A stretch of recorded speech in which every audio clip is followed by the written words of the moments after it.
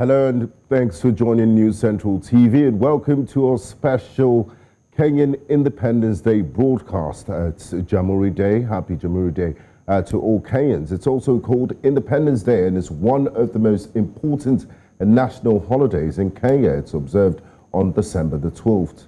The formality marks the date of the country's admittance in 1964 into the Commonwealth and takes its name from the Swahili word Jamhuri, which translates to Republic. December 12th is also the date when Kenya obtained its independence from Great Britain in 1963. Jamhuri Day is celebrated at a day in Kenya, and Kenyans around the world in the diaspora are celebrating. Under British rule since the late 19th century, Kenya officially became a British colony. In 1920, the colonial administration opposed African demands for a greater role in the political process, and it was not until 1944 that an African was included in the colony's legislature. Disputes over land and cultural traditions continued, however, and the movement against colonial rule grew, culminating in the uprisings in the 1950s, during which the country was plunged into a state of emergency through most of the decade. Africans gained some social and economic gains as a result of the uprisings, and African political participation increased in the early 1960s. Kenya gained its independence on the 12th of December 1963 and became a republic a year later, with its first president Jomo Kenyatta.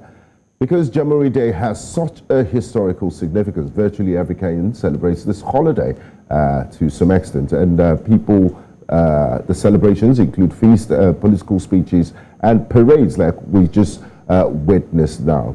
Thanks for joining our broadcast. I'm Benga Borowa, and I'm not here alone. Thank you, Gwenga. I am Rita Omodi, and of course, as I said earlier on, this is a special broadcast celebrating 58 years of independence in Kenya. He gave lots of rich history about Kenya, and what is so significant about Kenya is that what is now known as Kenya has had habitation since about 3 million years ago. Yes, that's going back to the Paleolithic, that's like the Stone Age era in Kenya. So it's so wonderful. And if you joined us earlier for the broadcast, we saw the military band performance. We also saw the priest. There was a mass celebrating Independence Day in Kenya. It's such a wonderful day. And it's nice to see people out again, even though it's just 10,000 people at the Uhuru Gardens. The significance of the Uhuru Gardens is that 58 years ago, I beg your pardon, that was where the British Union Jack came down, the Kenyan flag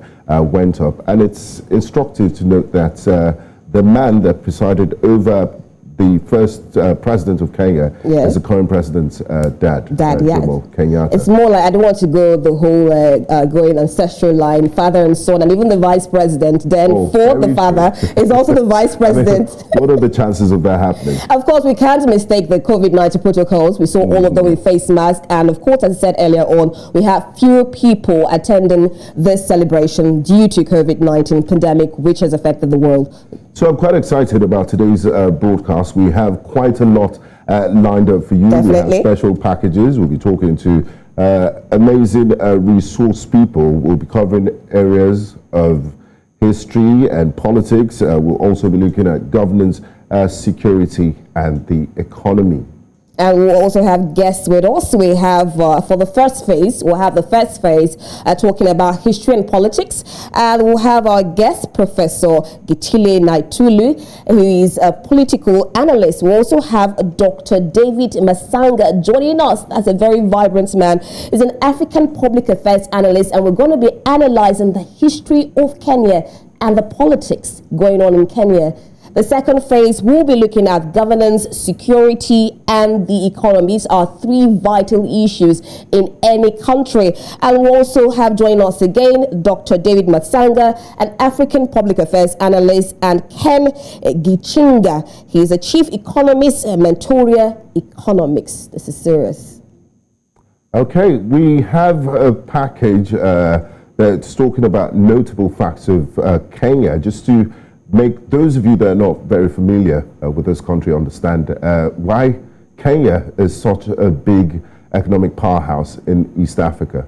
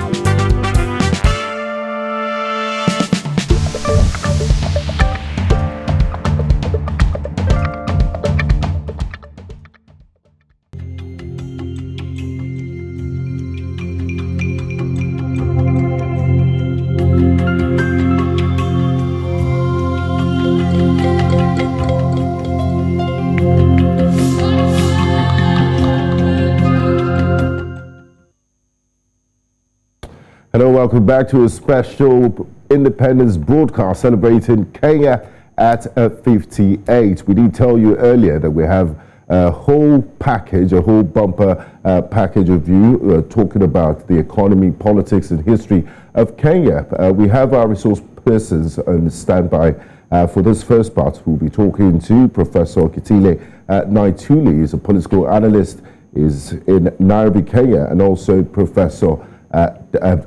Dr. David Matsanga. Happy Jamhuri Day. Happy Jamhuri Day to you both, gentlemen. Thank you very much. Happy Jamhuri Salam, my friend. How are you? I can see your regalia. Let's give you some Swahili. Asante sana kwa Jamhuri Day. Asante. Asante sana. We can see the excitement and how you're both happy on this day of independence. I would like to start with Professor Moi. Professor, what's the significance of a day like this? What does it mean to be a Kenyan on Jamhuri Day? Well, it means it's a great day. It's the day that we demonstrated to the humanity or the world that we can take care of our own interests. We haven't been the best example. We haven't been the way we want them to be, but we have tried. We have done very well. We have regular elections. We are growing our democracy with the challenges. All democratic processes have challenges, you remember. Even the Americans had to go through a civil war to cement their democracy. So with all our weaknesses, we have tried and we have made great progress. And we are very proud of those who live their lives so we can be free. We are proud of people like David Matsanga. We are proud of the Mamo heroes. We are not proud of the subsequent Kenyan government because they have engaged in corruption. They have not honored the sacrifices made by the freedom fighters, but we are proud to be Kenyans. And we will make a perfect democracy, and that is what we are working on. Okay, we'll also hear from you, Dr. David Matsanga. What's the significance of this day for Kenyans? First of all, thank you very much. Across the globe of Africa, the continent of Africa, Kenya has made strides. Kenya, in the last 58 years, has moved from a Commonwealth state to a republic. It has become the beacon of hope for the Great Lakes region. Peace has been part and parcel of this great nation that welcomes refugees across the entire Africa. If you come to Kenya, you will think you are in a mixed club of so many tribes, so many countries across Africa. We want to thank our founding fathers, the founding fathers who fought for freedom, for liberty, the expression that we have today. They laid down their lives for the peace that we have in Kenya today. So far, it has done very well.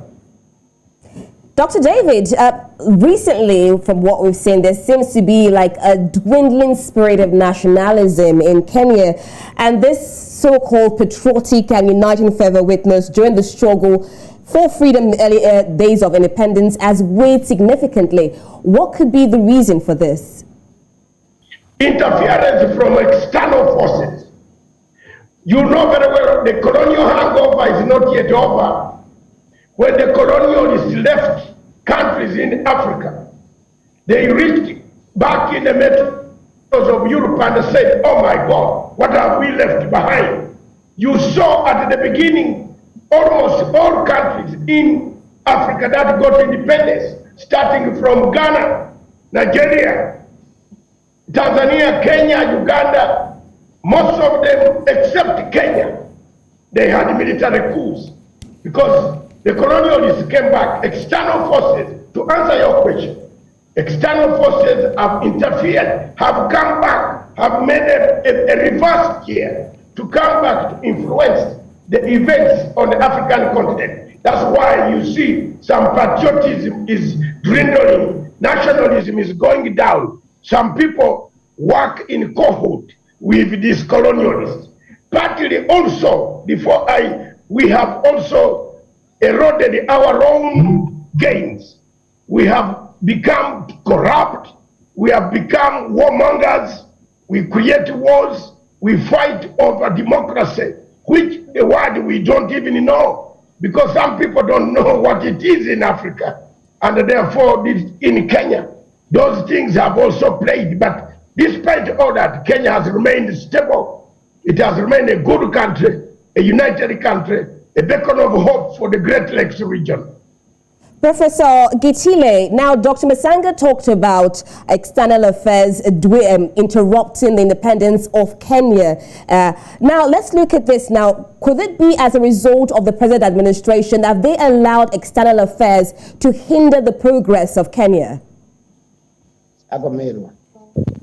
Yes. Did you ask me a question? Now let me say this. Can you hear me? Yeah, I can hear you.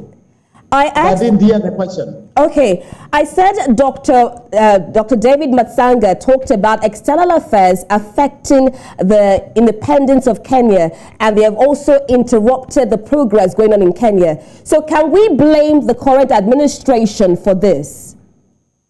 Well, I want to agree with you. The thing is, the subsequent Kenyan government have not lived to the fulfillment of aspirations of the freedom fighters. In fact, we have had 4 presidents. The best president so far is Moi Kibaki. All the others have cultivated corruption. They have cultivated bad behavior, including some of them have sponsored, I have to tell you, tribal clashes. So we have not lived to the dream of the freedom fighters. But that does not mean that we will not do so in the future. Moi Kibaki is the best president so far we have had. He cultivated the peace. He grew up the economy. He was not corrupt. He never stole a shilling from this country, from the people of Kenya. But I have to sadly say that that is not true for the other previous presidents.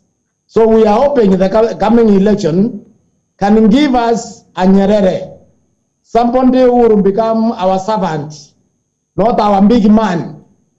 Somebody who will bring us together and grow a culture of servant leadership. Because that is the culture that we have not had let me say, other than Tanzania in East Africa. We have 3 countries in East Africa. If you are not careful, they are going to collapse in the next 5 to 10 years. Kenya, Uganda, and Burundi. There are 2 countries in East Africa rising, Tanzania and Rwanda. So we are hoping in the next election, we can produce a Nyerere. Or at the very least, maybe we produce a Kagame of Rwanda. So we are saying that we are optimistic. We are a very strong country. We love one another, but we have not earned leadership. What about the position of Raila Odinga? You heard the news on Friday that he is going to be contesting the 2022 elections. What are your opinions on this?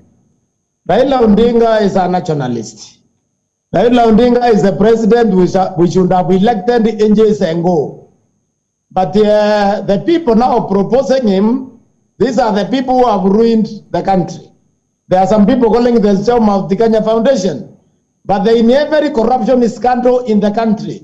So Raila Odinga needs to get himself away from these people, go to the people of Kenya, and I'm persuaded that the people of Kenya will listen to him. Thank you very much. Now, Dr. Matsanga, today is Independence Day and is instructive. I'm happy that you mentioned the dreams of the founding fathers. To what extent Kenyans, the people of Kenya, because they make up Kenya, across all ethnic lines, responsible for ensuring the dreams of the founding fathers come true, and what strategies can be adopted to promote national cohesion and integration, to let politicians have a pan-Kenyan mandate and not a Luo or Kikuyu type of mandate, because the president of Kenya is president of all of Kenya? First of all, I just want to differ a bit with my professor. Professor Naitiri talks about the only Kibaki as a dream. My favorite here, because I've lived through all these regimes. I was already born in 1963 when Kenya got independence or became a republic or whatever you call it. I was alive, talking, walking, going to school, roasting my cassava to go to school, which I believe I beat professor by a few years. But I want to say this. The founding fathers were fighting colonialism. And you know the colonial hangover brought quite a lot of difficulties. They had to balance between the colonial telling them to leave completely so that they don't destroy the economy. That one, you give them a credit. Give a credit to Jomo Kenyatta. Until 78, Jomo Kenyatta stabilized. And he had to weigh between telling the whites to leave completely after they had massacred them. After the British Mau Mau rose up to finish, you couldn't do that. Moi, because it is very important for your listeners to understand the historical context of Kenya. Moi took over power. Of course, he did not perform very well. I agree with Professor there. Corruption was rampant. And when Kibaki came to power, true, I agree, Kibaki brought in quite a lot of a sense of accommodation, a sense of no retribution. Kibaki did not go for anybody. Kibaki preached unity of purpose. Until 2013, when Jomo Kenyatta, son, Uhuru Muigai Kenyatta, a great friend of mine, I don't want to hide. If professor is hiding, me, I don't hide. Uhuru Kenyatta is my friend. And I will defend him. He has done a great job. He has done a great job trying to make sure that despite the difficulties of corruption, of the war, of conflict, of people, the same merchants, conflicts of war, who came to Kenya solely as conflict over democracy. You see, ask anybody, my sister there, ask an African. Okay. Does an African knows what an election is? Dr. David Matsanga, now Uhuru Kenyatta has been ruling for 2013 and now we're in 2021 and we're still having issues of corruption going on. Exactly. Uhuru Kenyatta brought what we call BBI. What is BBI? Ask me as a scholar of international conflict resolution. I'm an expert. And that's why Professor is laughing. Professor Gitile, let's hear from you. You have some opposing views? No, he doesn't have different views. Let's hear from Professor Gitile. No, but can I tell you that before he comes in, Uhuru Kenyatta brought in BBI, which is a redemption strategy, so that people heal their wounds, reconcile, truth-telling, reparation, restitution. Dr. Matsanga, that professor there likes that. He was a German. Dr. David, you've listed your points well now. Uhuru Kenyatta brought about BBI. Professor Gitile, what are your own views to this? I want to just remind my good friends that the other day there was a survey by some African organization which Kenyans returned the president as the most corrupt Kenyan in government. So also you have to understand this, that we never had a president with the money also outside the Kenya. President Kenyatta was in Pandora Papers. It doesn't matter. Outside the Republic of Kenya. David, allow him to speak. You see, what is important here, if the Africans have to free themselves, we need to get rid of the sycophants business and just be honest for a little bit, because we are growing our children here and our grandchildren. So if somebody is not doing well, we need to admit that that person is not doing well. That way we will be able to have our children live in a better country and our grandchildren live in a better country. I think Uhuru Kenyatta has not been a good example for the country. I never thought that we could be worse than Moi era, But I can tell you confidently that we are in a worse state as a country right now than we were during Moi time. So with that in mind, the Kenyans are going to the election, so they need to be careful who they are going to elect as a president.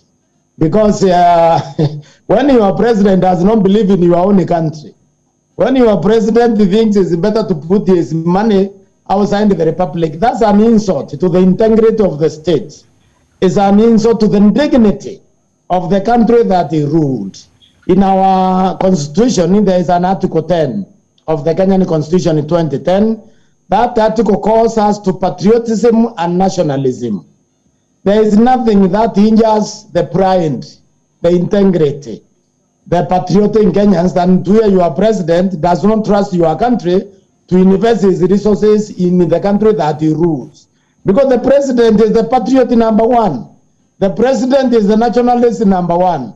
So I sympathize with my friend, and I absolutely support his opinion because he's entitled to his opinion, but he's not entitled. Gentlemen, Dr. Matsanga, if I may come in here, in the spirit of Jamhuri Day, we do not want this to be a personality contest between President Kibaki and President Uhuru Kenyatta. Exactly. Next year this is a penultimate year to a general elections, and it's important for Kenyans that in the spirit of the founding fathers, they elect credible leaders. And that brings me to this next question for Dr. Matsanga. And Prof, you can respond later. Politics in Kenya, as we've seen in so many parts of Africa, is heavily reliant on financial muscle and handouts. There's a lot of personality politics, and so many politicians easily play the ethnicity card.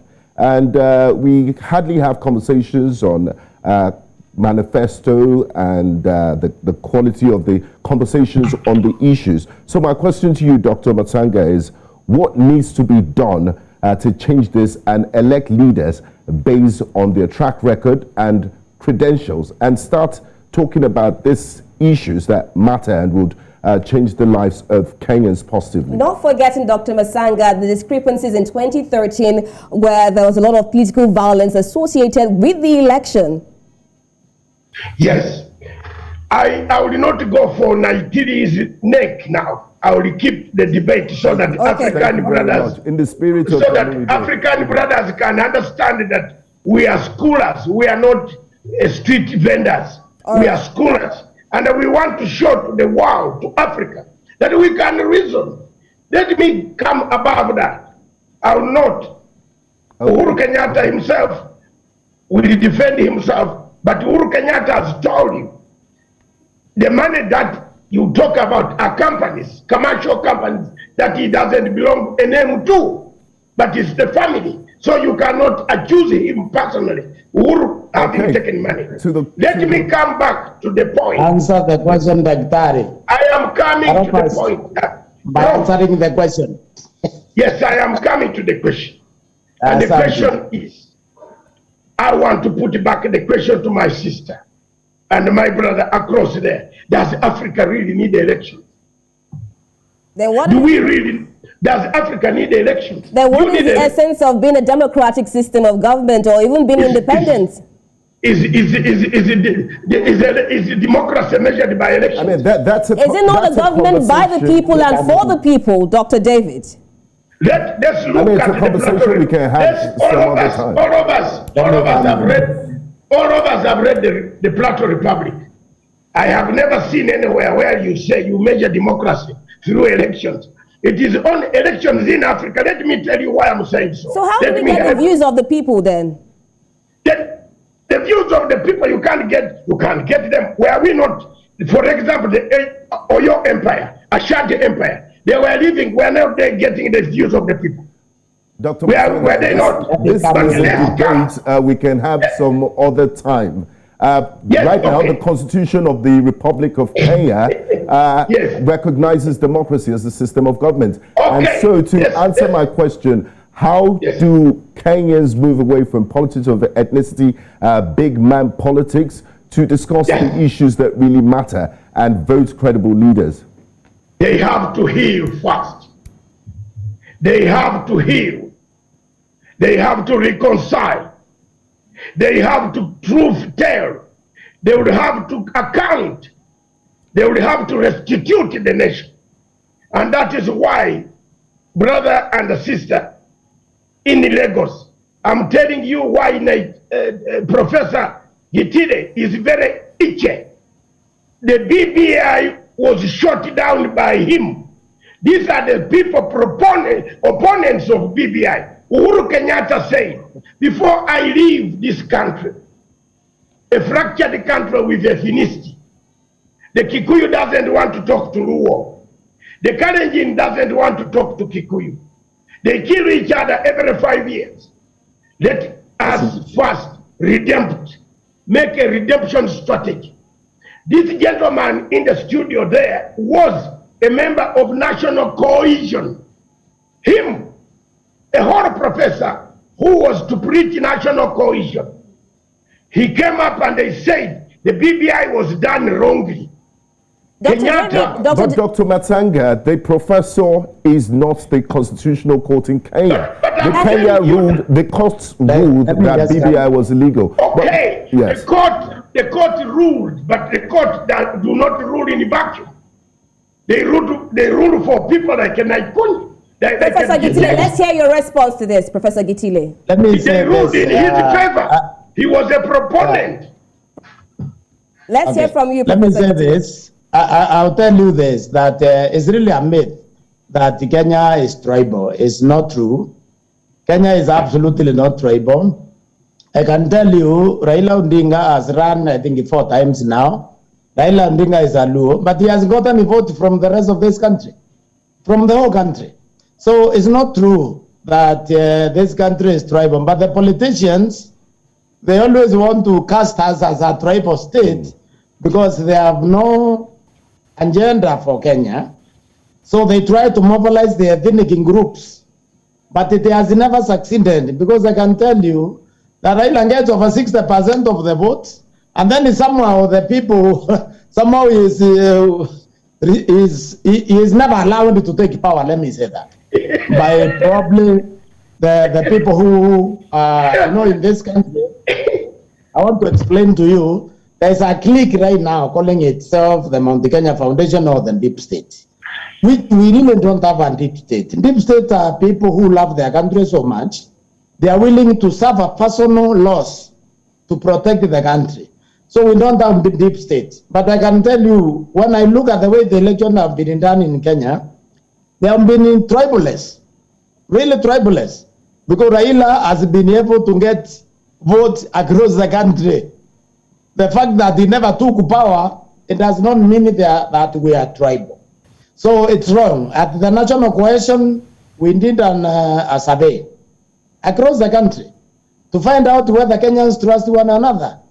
And they do, because we are looking for trust. If you are going to look for an apartment in Nairobi, you don't first check who else lives there before you rent the apartment. You trust other Kenyans, so you rent the apartment, regardless of where you come in Kenya. So I can tell you this for free. We are tribalist country right now. We are almost becoming a nation. All we need is a good leader. We need a Nyerere, we need a Mandela, we need a Captain Sankara. I think we should just stick to just having a good leader. And let the people decide. Exactly. I told you. It's not true that we are tribal. Okay, Professor Gitile, if I may interject, you're talking about the will of the people being heard and having accountable leaders. But this can only happen if we have incorruptible judges, that the judicial system is incorruptible. How can we have that in Kenya? Exactly. I think we wrap our system incorruptible. We are building our laws slowly. We are building our institutions. So in the future, we will have an incorruptible. Professor Gitile? I think Professor Gitile is frozen. I would like to come. Okay. If we not make the mistake in 2013 of electing Uhuru Kenyatta and William Ruto, and elected Raila Odinga and Kalonzo Musyoka, then this country would have taken the trajectory which Kibaki had taken it. And unfortunately, we have gone back to the Moi era of violating our own laws, of the government never obeying any law. So we're in abandon.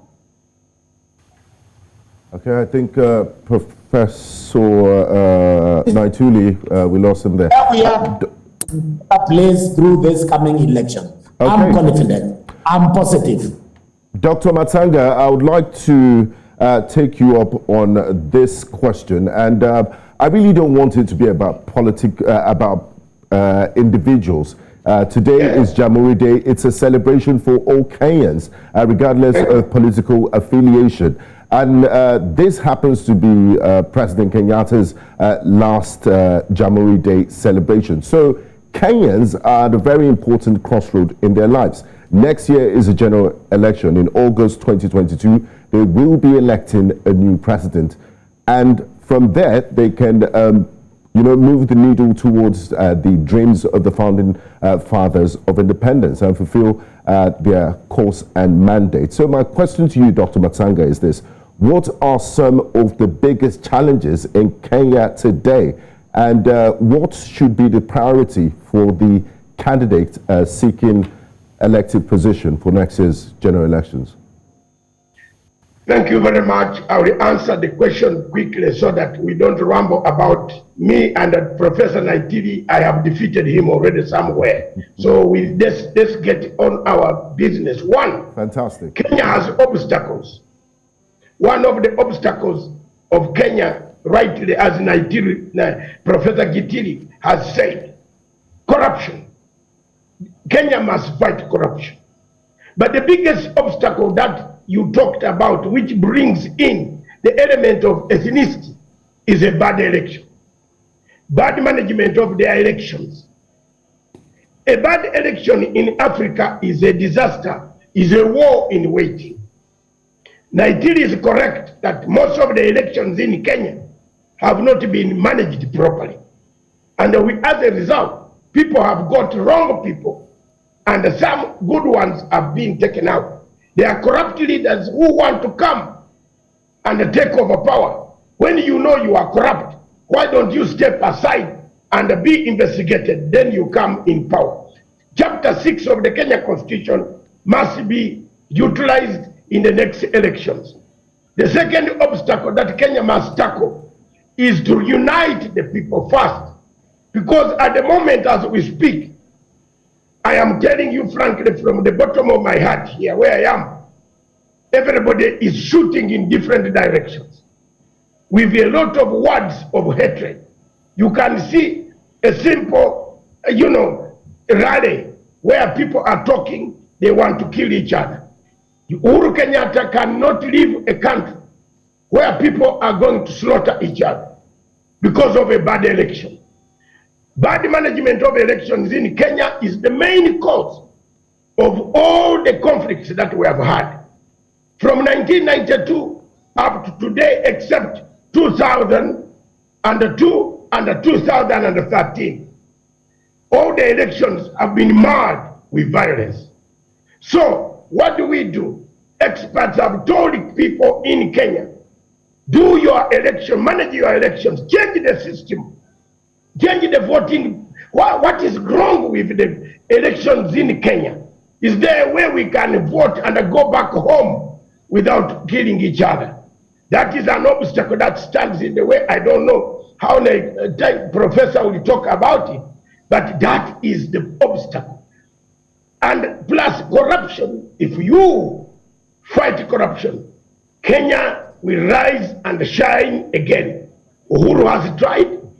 He has not managed fully, but he has tried. There is a 60% of the fight against corruption. But we find ourselves locked up in a very bad court. The judiciary, don't forget, Kenya has to change the judiciary. That's the third point I wanted to make. It has to radicalize the judicial system of Kenya. It is part and parcel of a government. It captures state executive powers, and the executive powers try to capture the other wing, and the parliament captures it. So there is a problem here of governance that we must actually try to solve before we put people in the field to go for the elections. Otherwise, Kenyans themselves without elections. Okay, If you come Dr. to the streets- Matsanga, sorry to butt in Yes. there. You're talking about a way forward, change judiciary and all that. Now, do you feel, because earlier on in 1978, if you go back to history, that was when the father, Kenyatta, instituted one-party rule. Do you feel this created this corrupt and autocratic system of government in Kenya? In fact, most of African countries, do you know why most of African presidents don't want to leave power now? They think of going back to a one-party state because it unites the people. Is one party, so you're saying one party state is the way out of the problem? Yes. How? Look, Then how do we have diverse views of people? Wait, madam. Look at Rwanda. The Rwanda, Kagame got 99.1% of elections. The one my friend here is talking of, a good country. If you throw litter in Kigali, if you throw litter on the street in Rwanda, they arrest you. Yeah, but Our Dr. Matsanga, for every Paul Kagame, you could also have an Emperor Bokassa. You can also have a Mobutu Sese Seko. Okay, but you but can, I am yes, and the current constitution. I would like to come Okay, in. Professor Gitile, let's hear from you. Do you believe in a one-party state? No, I don't. I did believe in very strong I did not institutions. say that you go to one party. I am saying most African countries at the moment. But you also said that's the way out of the problem. Let's hear from Professor Gitile, please. I don't believe in one party state, and I think this country is doing very well. Actually, Kenya has never really been violent. If you want to be honest, the violence in Kenya is created by the Kenyan government. It's never created by the Kenyans. If you look at the elections we have only earned violence when the government in office is trying to retain the seat. Otherwise, elections are always peaceful in this country. You look at the 202, very peaceful because Kibaki was leaving office. You look in Moi 202, Moi was leaving office, was not trying to retain power, so the election was peaceful. You look at 2013, when Kibaki was leaving office, very peaceful handover. The problem have always come when the government in power is trying to retain power. So you can introduce as a researcher, as a scholar, that actually the violence we have had in Kenya, which is also very minimal, that is actually being created by the Kenyan government, not the Kenyan Republic. The Kenyan Republic are very peaceful people. Now, let me talk about the one-party state. One-party state is a very bad idea. We had it in Ikano, we have it in Jubilee, and it's not looking nice because Jubilee collapsed all the parties into it. It's not really looking attractive. So that's why our constitution declares a democratic state. Because what does a democratic state mean? It means the farmers, with their farming interests, have a party to represent their interest. It means the pastoralists, with their pastoralist problems, have a party to present their interest. So when all these interests are pulled together, including the workers' interest, then they collide and produce a better Kenya. Because those interests are harmonized, which the Kenyans can afford. So we can't dream of going back to the party state, but I can understand in Dr. Matsanga, when he admires Kagame, the Rwandese president, I can understand him because again, in a corrupt system like the one we're having right now in Kenya, Brent, after Kibaki left office, because we have the biggest corruption has taken place actually not under Moi, or even under Kenyatta, because you remember, when Moi handed over the country to President Kibaki, this country under about 800 billion debt accumulated since independence. When Kibaki left, our national debt was 1.8 trillion. We have handed over 7 trillion in just 9 years. Most of that money has gone to corruption. It has not gone into fixing this country.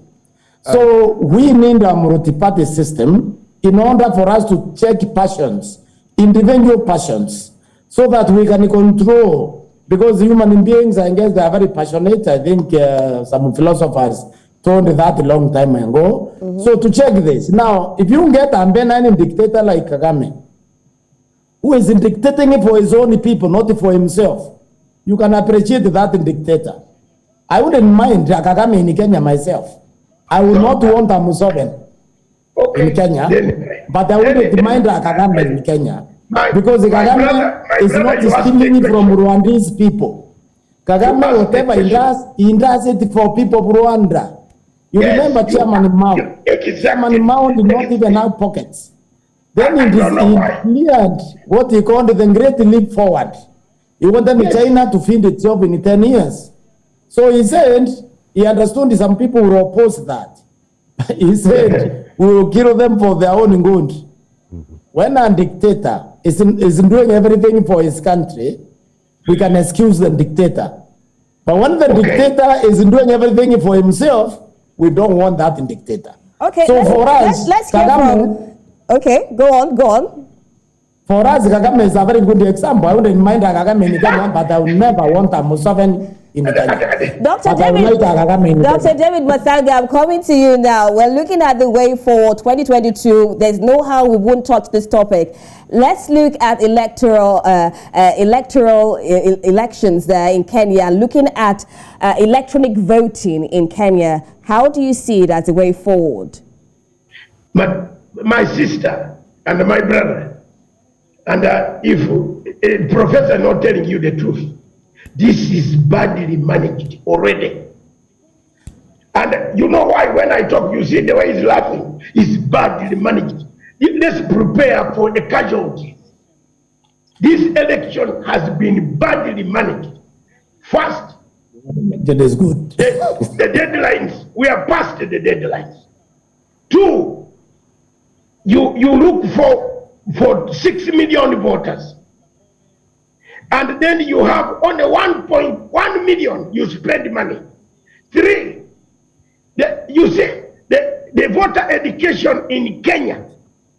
Corruption has embedded everywhere in the Electoral Commission. Look at the voter exercise in Kenya. If you go to their accounts in the bank, you will find they have spent billions of Kenya shillings on voter education. But if you ask any Kenyan whether he was approached or given an advert on television about like what I see in Ghana, in South Africa, Electoral Commission's putting several adverts on national TV, television, radios, none. To be very honest, and let me be frank, and a professor, we have children, all of us. You have. In Kenya, I have. If we don't correct the electoral systems, and we go to the elections the way it is, my sister and brother, there is chaos. It is not good at all. Let's not hide. The Electoral Commission chairman, even if it was you, if you are sent today to go to Greece, Athens, and you have $20,000, the Prime Minister of Greece will know you are in town. Can you print your electoral papers from Greece? Can you? Can you print from Greece? It means that anybody can go with $500,000. Let me tell you now, this man has not, the professor has not traveled. I've traveled 126 countries in the world. I know everything. Can you can go with $500,000 in Greece and tell that printing press to print you equivalent of the ballot papers. The chairman of the Electoral Commission left good companies, security companies in Africa, in Britain, in other places, and chose a cheap company that was seconded by the cohort of one of the candidates in the presidential elections. I would like Professor Naituli to respond. Professor Naituli, next year's elections is very significant. Are you satisfied with preparations of the Kenyan Electoral Commission so far? And what do you make of electronic voting? I think we will have an election and we will have a president, but Dr. is quite right there that there is no reason at this day and age why we shouldn't print these ballots in Kenya. We can have a committee made of competing parties and a ballot printing committee and use the government to print. So Dr. Matsanga is right about that. So you're not in favor of electronic voting then? No. You see what I'm saying is he's right about printing ballots outside the country. Okay. When do we have to do that at this day and age? You know, you can have a simple committee of parties participating in the election. And then they design ballots, security features, and use the government printer. But let me say this, we are going to have the election. It will be a peaceful election, and we will elect our president. Are you scared of any possibilities of... My brother. No, I'm not scared. Before you come. I'm not scared, but I want to support Daktari there. Professor. I want to support the Daktari. The commission is weak. I agree with him 100%. But it's weak by design. Exactly. The government, President Uhuru Muigai Kenyatta, disbanded. Impossible. You can let me talk, Daktari. No. This band, the Electoral Commission. You want peaceful election. Don't say you elect a president. Just elect. How will you elect? When a man has gone to Greece to print more papers than the same papers that you have printed using your money. Up to today, let me tell you the truth, naked truth. Let's bring it out. Today, the Electoral Commission does not have the money. It doesn't even have the money. It has not been equipped with the money. How will you hold an election where people have already gone to make sure that they buy all the voters? One candidate is buying voters, giving money, and you are watching. What type of election is this? Let me tell you, regular report. You will come in, Professor. We are talking for the good of Africa, surely. Regular report told you that never repeat what you did in 2010 and 7. It will be not a wedding. It will be a bad situation. Now you have gone, you are watching the chairman of the Electoral Commission, who does not want to speak to the police, who does not want to speak to anybody. Let's hear from Professor Gitile. Well, I think the electoral body, though weak, like Daktari is saying there, is quite capable of running a peaceable election, a credible election. Is quite capable because we have other institutions, we have the judiciary, and so on. So the accusation that Dr. David has posed, what would you say to that? Well, what he has said? Yes. Now, I don't know who is giving money because it's illegal under our laws to bribe voters. So I'm not aware of any voter bribery. Are you the only one in Jerusalem? Maybe he's the only one in Jerusalem. This is a Sunday, tell the truth. Dr. David, let's hear from Professor Gitile. Gitile, are you the only one in Jerusalem who doesn't our law, Daktari, our law from 9th of December is illegal to own what we call Arambes in Kenya. It's illegal. So anybody who is doing that, you can go and photograph that and bring it as a petition to the courts. We are trying to perfect our institutions to protect us because we can't be protected by individuals. We can only be protected by legal institutions that we have established. So I want to trust the INBC.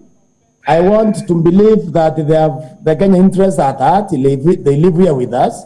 I want to believe that they will not allow manipulation. And I want to believe that they will allow a credible, free, and a fair election. They will supervise that election. I'm impressed by the chairman of that commission, Shukati, that he resigned from an intergovernmental committee on election preparation. Because I believe that committee is illegal, it's outside the law.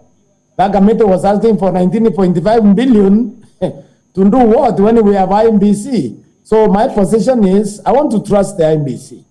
That is the only organization we have under law to guide us through this election period.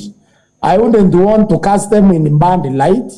I want to give them space to prove themselves that they are nationalists and that they can give Kenyans an election that they desire that they will produce a president and that our country will be peaceful.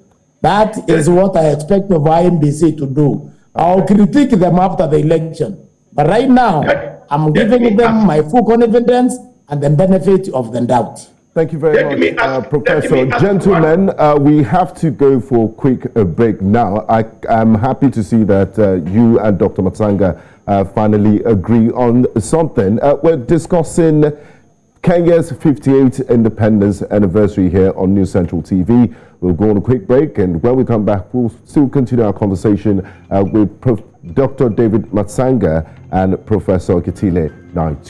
Join us again.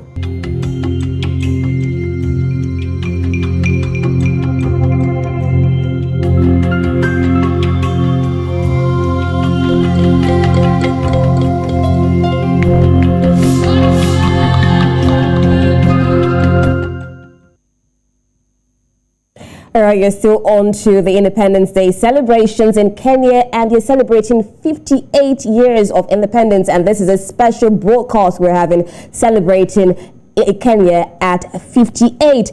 Now, we've had with us a guest in the studio. We've had Professor Gideon Moi, a political analyst. We've also had Dr. David Matsanga, who have been going through the history of Kenya and, of course, the politics going on in Kenya. We'll still continue with that first phase before we go over to our second phase, which will deal with the governance, security, and the economy. And so far, we've looked at the corruption going on in Kenya. We've looked at the election coming up in 2022 and ways forward how to have a more credible election in Kenya. We still have our guests with us, Professor Gideon Moi and Dr. David Matsanga. Now, I'd like to talk to Professor Moi. My question is directed to the Prof. Kenya, like every other country in the world, has had its own significant challenges. You're still on the journey of nationhood, and 58 years old, if you look at history of nations, is still quite young. Now, Kenya, before the post-election violence of 2007, used to be described as a stable, democratic, and economically developing model country. Kenya, as we speak today, is still a powerhouse, an economic powerhouse in East Africa. How much progress has Kenya made, and what do Kenyans need to do, ordinary Kenyans? Because Kenya is for all Kenyans, regardless of the political class, to move back to this, happier times before Kenya started witnessing this post-election violence. And like Dr. Matsanga said earlier, Kenya has not fought a civil war, so it's something to be proud about. Yeah, we have made tremendous progress as a country. I can tell you that, really. We have moved, we have had regular elections. We have never had an overriding personality or dictatorship to really weigh the Kenyans down. That we have faced challenges, just like all the other countries in the world. We are overcoming those challenges. We proclaimed in 2010 the most progressive constitution on planet Earth, which we're implementing. There has been temptations to interfere with the Kenya's democratic experiment, like the BBI, which was a really very bad thing for Kenya, but God saved us, intervened, and the courts agreed with the Kenyans that it was an attempt at basically ripping our young constitution, because the constitution is below 18 years. So that was an attempt, really, at ripping our young constitution, because the thing is, they was proposing that in BBI, building branches initiative, they can be implemented without changing the constitution, because most of them fell under Article 43 of our constitution. So we have overcome a lot of challenges in this country, and I'm very optimistic that this country is going somewhere, that we will overcome any other future challenges, and that the coming election will give us a good president, whoever it is. And I'm happy to tell you that as a commissioner, former commissioner of national cohesion and integration, I can tell you this is really a country that we love one another, that the ethnicity is more a myth than real, that we trust one another, that we live peacefully with one another, until after elections, the politicians bring their politics, and we seem to be falling apart, but we never do. The Kenyans are very resilient, and the Kenyans are good people, and the Kenyans will build this democracy, and this democracy will be a beacon for Africa. Okay. Just like in Ghana, as given as a very example, Ghana is a very stable democracy, and Nigeria too, I can see, is moving through that, even with the challenges of the terrorists, those fellows, but Nigeria is also moving in the same direction. So I think we will have a great country, and we are moving well, and we are going to have a good election, and we will produce a president. Whoever wins, we will support that president. Whether we voted for that president or not, we will support that president. But whoever we elect will be our president. So I have a lot of faith in this country. Okay, talking about greatness in Kenya, let's look at the issue of education, because education is the bedrock of every nation. And I can say that Kenya boasts for a lot of public and private universities. And in 2017, we know that Kenya also introduced the competency-based curriculum. So let's go to you, Dr. Matsanga. How would you rate this new curriculum and education in Kenya? That is the best program that I grew up. You see how disciplined I am? It's CBC. I was caned when I had a problem. I was caned when I became number 2 in the class. My father would ask me what went wrong this time. I agree. You know, so many people don't want to say the fact that I told you, external forces have come, interfered with the African setup. We have fallen apart, like the mafia clan in your place of the book Things Fall Apart. But look, we used to go to school. The CBK is the best curriculum. Professor is there, he's a teacher. Before he came into politics where he's making very terrible mistakes. You know, he's a very good teacher, that guy. Any student who comes back home with a notebook to tell you that this is what the teacher has written. That is the type of CBC that Professor Magoha is introducing here. There are students, there are parents these days, and I'm not one of those. Professor Gideon, do you agree with this? No, I don't. I think he will come in. He will come in. Make it, and I try to keep quite a little bit. I can explain. No, I will not keep quiet. I will make my point. Let me make my point. Okay. The CBC, yes, please do. The CBC is one of the good, curriculum that you can find a parent relating to the school. Some parents have left their children. They don't know what happens to their children. Children are molested at school.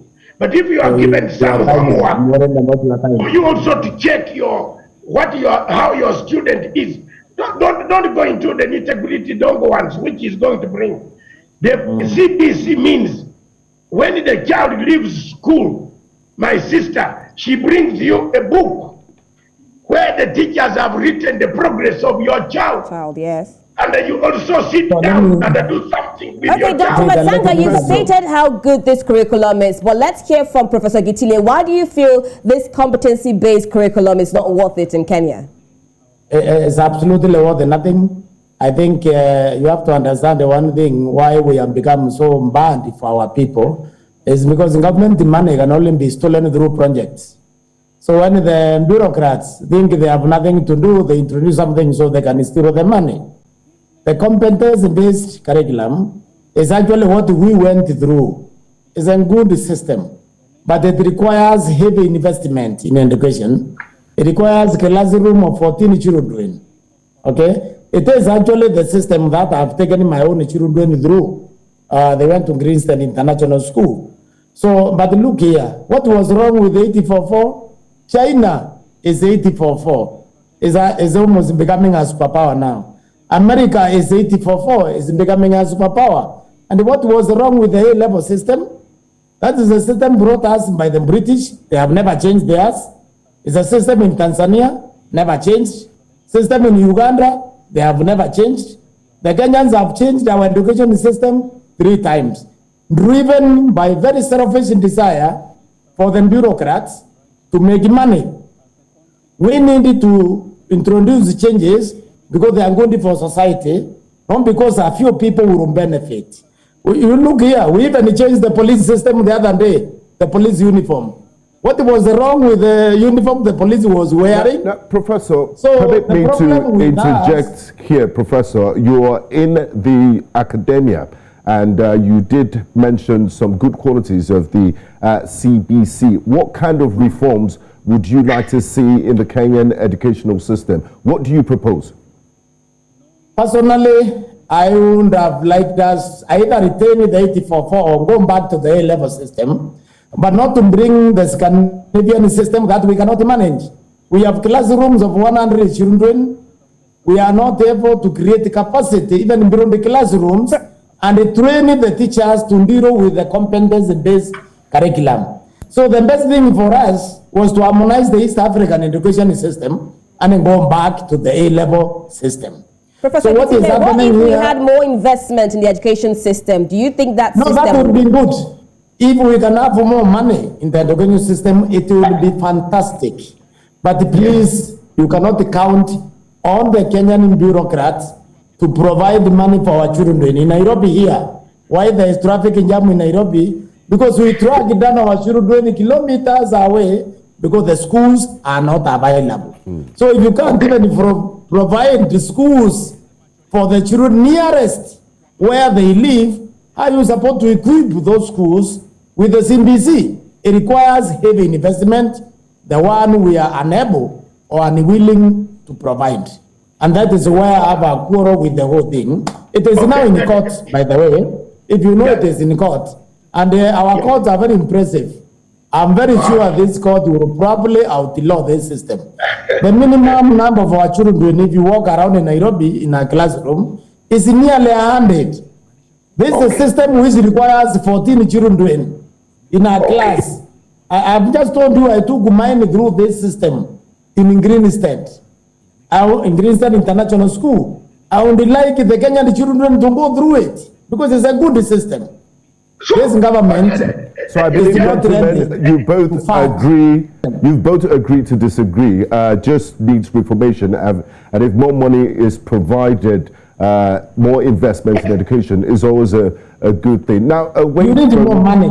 Yes, away from education, Kenya has a vibrant youth population, and when you talk to young Kenyans on the street, what are their grievances? What you often hear is there are not enough jobs, and similar to a lot of their counterparts in different parts of Africa.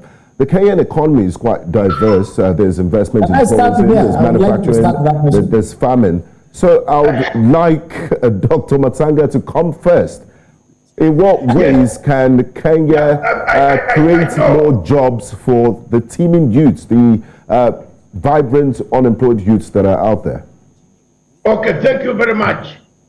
My sister asked a very good question, and I think, give me a credit, I answered very well. It's a very good CBC system. Okay. The only problem is that if we inject money in it, so Professor, you have no point there.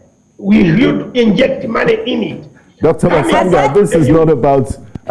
Dr. Matsanga, now, how can we make the environment, Kenya environment, more friendly, create more jobs for youths in Kenya? Yes. What's the way forward? I am coming because he had already made a point that he went on waffle. We've moved on, Prof. Okay. We've moved on, Dr. Matsanga. Okay. Yes. The point here is this. To create employment in Africa and elsewhere, especially in Kenya. In Kenya, yes. You need to change and to bring back the CBC. The employment starts with education. If you are giving the students wrong education, coming out of the university expecting white-collar jobs, instead of having the Chinese mentality, holding degrees and running around the streets of Lagos, of Nairobi, of Abidjan, to say you want jobs, that is very bad. That's very bad type of education. So to create employment, we need to change holistically the system first, all the social networking system, education, which will lead to economy. You produce people who produce jobs, not produce people who look for jobs. Because the jobs are not there. When I went to university in the United Kingdom, I was picked out from the school. People came to see me from the Foreign and the Commonwealth office because I was studying political science. They picked me from there. They said, this man's essays are very good. Okay, but these days, there's nobody coming to pick students to give them employment even before they leave school. So we must change the whole holistically. And the professor will agree with me. To create jobs in Kenya, the whole system must change. And that system must change like the Singapore system. And unfortunately, the president and the government in Kenya cannot shoot people on firing squad. Those who touch government money. Because all the things that we are talking today, believe me or not, professor will agree with me that the money is given out by the government, but eaten by few technocrats. They pocket the money, they don't build the schools, they don't create jobs for these younger people. I am sorry, that is what is happening in this place. But if we change it holistically, things will change. We shall produce people who can innovate. In Kenya recently, last week as I finished, one gentleman innovated the medicine for diabetes. One young man, he has actually got now the cure for the diabetes. Okay. He's one of the best innovators. That is the type of education we want in our in Kenya today, 58 years here. But as I told you, corruption, external forces, and so many other things, our mindsets are not yet changed. I submit. Thank you very much, Dr. Matsanga. Over to you, Professor Naituli. What do Kenyans need to do to create lots of jobs for unemployed youths? I think Kenyans just need to have good leadership. Leadership is basically everything. Our problem, and I think Dr. Matsanga has mentioned it, is simply corruption. You know, in the last 5 years of Jubilee government, which is under Uhuru Kenyatta, over 3,800 companies have left Kenya. They have gone to Tanzania, they have gone to Rwanda, and they have gone to Ethiopia. Those are jobs which have left Kenya. Now, the reason for that is the cost of input. Electricity being one of those inputs. Now, what is wrong with the Kenyan electricity? The Jubilee administration, the Uhuru Kenyatta administration, has invested heavily in power generation. Right now in this country, we have more power than we need. So the cost of production can go seriously down. But then, we have something else called independent power producers who are paid in billions for producing electricity we don't need. For example, we have a government agency for producing power. It's called the Ken Engine. That Ken Engine is paid 5 shillings and 48 cents per unit. But the independent power producer, which is owned now by these people calling themselves Mount Kenya Foundation, which I rather really call the Mount Kenya Mafia, they are paid from 145 shillings per unit to 173 shillings per unit. Now, tell me, is there a different power quality so that we can say these people produce more quality power than the government agency? Okay. So our problem is leadership. We get it right of leadership, this country takes off economically. We don't get it right, we will be like South America, struggling to enter America, North America. Because the Americans got their leadership right. They don't have kleptocracy. They don't have dynastic rule. Okay, Professor Gitile, you've mentioned so much about having good leadership, and this leads us to the issue of governance and, of course, issue of security, because we expect the government to provide adequate security for the people. And we know that President Kenyatta had to deal with Al-Shabaab militants having attacked Kenya and decimating people. And now there have been lots of calls within the Kenya legislation asking that you pull out of Somalia. Is that something that is likely to happen in Kenya? Yeah, I think it will happen because, first of all, I think it was a mistake for us to go to Somalia. We have an organization in Africa called the IGAD, and one of the IGAD regulations is that neighboring countries will not interfere with the internal affairs of other countries. We should never, as a country, go to Somalia. The Somali war was never our war. That's an American war. It's a war. Professor, allow me to interject here. Yes. You saw what happened at Garissa University. You saw what happened at Westgate Mall. The intelligence clearly showed that even Al-Shabaab claimed responsibility. If you were commander-in-chief of the Kenyan Defense Forces, how would you have responded? Wouldn't you go after those who are responsible? I'm personally trying to go beyond the Garissa and beyond the attack in Nairobi. How we started this thing. The Al-Shabaab were never attacking us. A lot of Kenyans will not tell you that, and I have to tell you that. I'm not a Somali. I don't belong to the Al-Shabaab. I don't support those people, but I feel it is wrong for Africans to engage into American war, Israeli war. The war with the Arabs and the Israeli and the Muslims has never been our war. It's those people's war. What we did is we trained the Kenyan Somalis here in Manyani, in Mombasa, to go and invade Somalia to remove these people who are called the Islamic Court Union, which is the version of Al-Shabaab. And those people are just retaliating. We need to be very clever.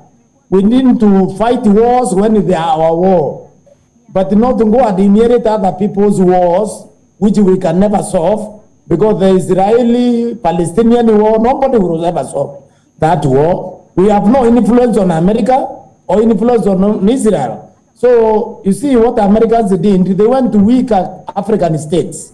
They went to Sierra Leone. They went to Uganda, to Burundi. They told them to send the soldier to Somalia.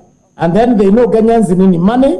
So they came through the back door, bribed our government officials, and we blindly entered into a war that we should never be. So I don't support those people. I think those are bad people. Okay. I would like Dr. Those are people we don't need, but we should keep away from wars. I would like to take Dr. David Matsanga's response, please. Thanks, Professor. Thank you. Professor, you know, first of all, I want to make my stand very clear that Professor is not a soldier, he's a civilian. I'm a soldier. I left my army with the rank of a brigadier general. Wow. So why don't you state your position, Dr. David? I am coming to state my position because it was stating wrongly. Yeah. We as Africans, we as neighbors of Somalia, we have an obligation to defend Africa. We have a common charter, bilateral charter. Uganda, where I am born, I am very happy. I disagree with President Museveni on a number of things, but I don't disagree with him on the question of sending troops to Somalia to remove a caliphate of killers who have killed people. And the professor, when you are talking about this thing, don't be casual, because we have lost. We in Uganda have lost. We have widows, our brothers, whom I look after, whose women, whose wives, whose children have been murdered. So when you talk about Somalia, be an international scholar. The United Nations Security Council was very clear. At the beginning, the United Nations Security Council did not allow frontline states to interfere with any dispute which is in Somalia. Later on, President Kibaki, whom my friend here has been singing praises, it is not Uhuru Kenyatta who sent the troops to Somalia. And let's make this very clear. Our Kenyan troops went to Somalia because the security of the country called Kenya was at a risk. There were attacks, there were spillovers, there were abductions that were coming from Somalia in a place where they needed to defend their border. The Kenyan troops were on the border at first, but enough came enough. You have given instances of the Garissa and other things. The Kenyan commander-in-chief then, whom my brother here glorifies and says, hallelujah, he was the best. President Kibaki decided. Okay, Dr. David, Kenya holds a seat in the UN Security Council for 2 years. What do you expect from the government? Kenya has been holding the seat for 2 years, a rotational seat. I am not part of, my brother across there, one of your co-hosts, knows I am against international agencies that only use Africa. But let me answer you. He knows I don't like it. I don't like the way Africa has been treated. That we go there as a rotational what?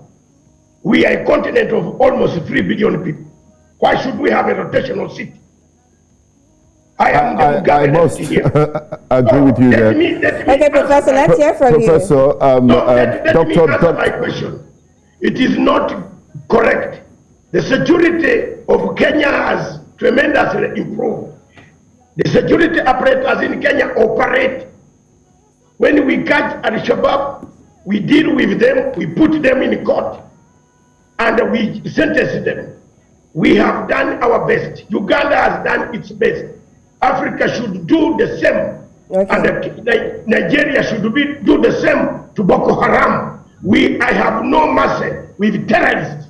If a professor is talking here, I'm even more upset with His Excellency Professor Naituri this time, that you talk like that. It's okay, Dr. David Matsanga. I think you've clearly stated your opinion, so let's hear from Professor Gitile. Yes, I have no mercy on them also, but I think we need to choose our wars. We don't have to be drawn to an American situation. America was scared of after dismantling those Al-Qaeda in Afghanistan. They were afraid the Al-Qaeda would find a new home in Somalia. So they decided to create a situation because what was wrong? Professor, sorry to interject. We did talk about this earlier.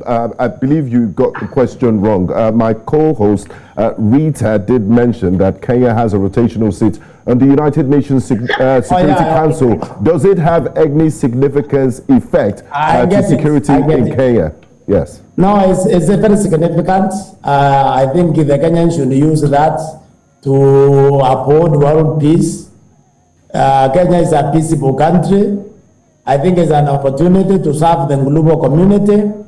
And I agree with Dr. Matsanga there that Africa needs to have a permanent seat, not just a rotational one.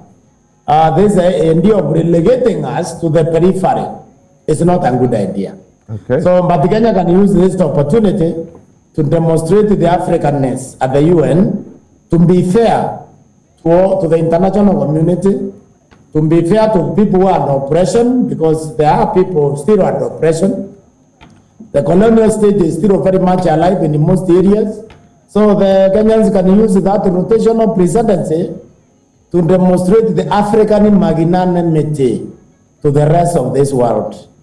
Okay. That we feel the pain of others as Africans. Yes. Thank you very much. Thank you very much, gentlemen.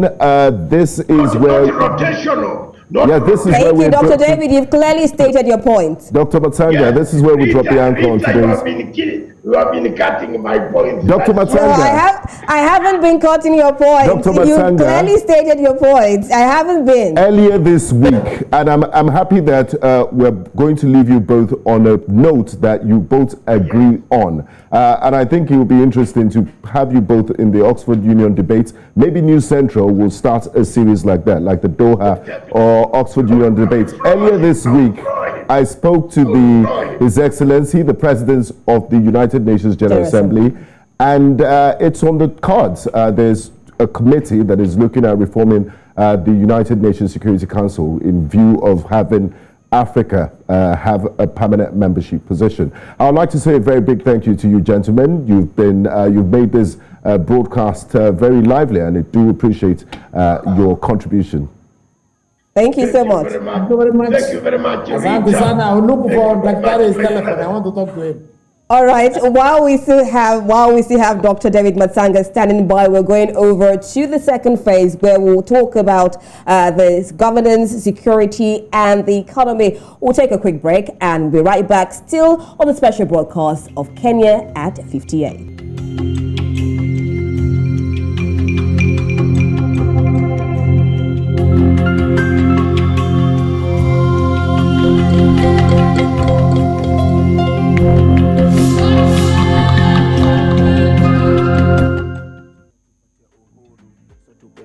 Tuishi kwa undugu, amani na upendo, tukimwomba Mungu. Ametupa mbuga za wanyama na wachezaji ka Victor Wanyama, kina Kipchoge wakitoka Ngasiaka. Mola tulinde ni aka na mikorada kisoja, bendera kidondoka na kipanda. Bogi ni true, mamorio mandugu madada. Mwera tunaisukuma vile nafaa, kila wiki tunajenga jina mwili vile sijenganga nchi. Mtayenyi kwa sawa pia karibu huku kwetu. Nazidi ukizidi ndo tufike juu kimoja. Sikia utamu ya kukua Mkenya dema vile naonja. Femi kuno, funulu. Najivunia sana bidii yetu, jasho yetu, na Kenya misi hami na sihami, na sitachoka kupeperusha bendera yetu, na barabara yetu sini nywe wasupa wetu pia sini nywe songe bele jumaisha nywe. No mina sikuti nice, Jamhuri na ni nice. It's all about love, one tribe, ni debe sisi wote, na itubambe si wote. Kupiga kura musikose, rauni nyingine tusitete, tuhakikishe kila kitu pete. 50 kwetu ni 50, homes ndio best, hadi kienda east west. Go on tracks, kiza beat latest. Wakenya twende Wakenya twende na kama inakubamba simama katika. It's all about love, one tribe daima. Wakenya twende Wakenya twende na kama inakubamba simama katika. It's all about love, one tribe daima. Wakenya twende Wakenya twende na kama inakubamba simama katika. It's all about love, one tribe daima.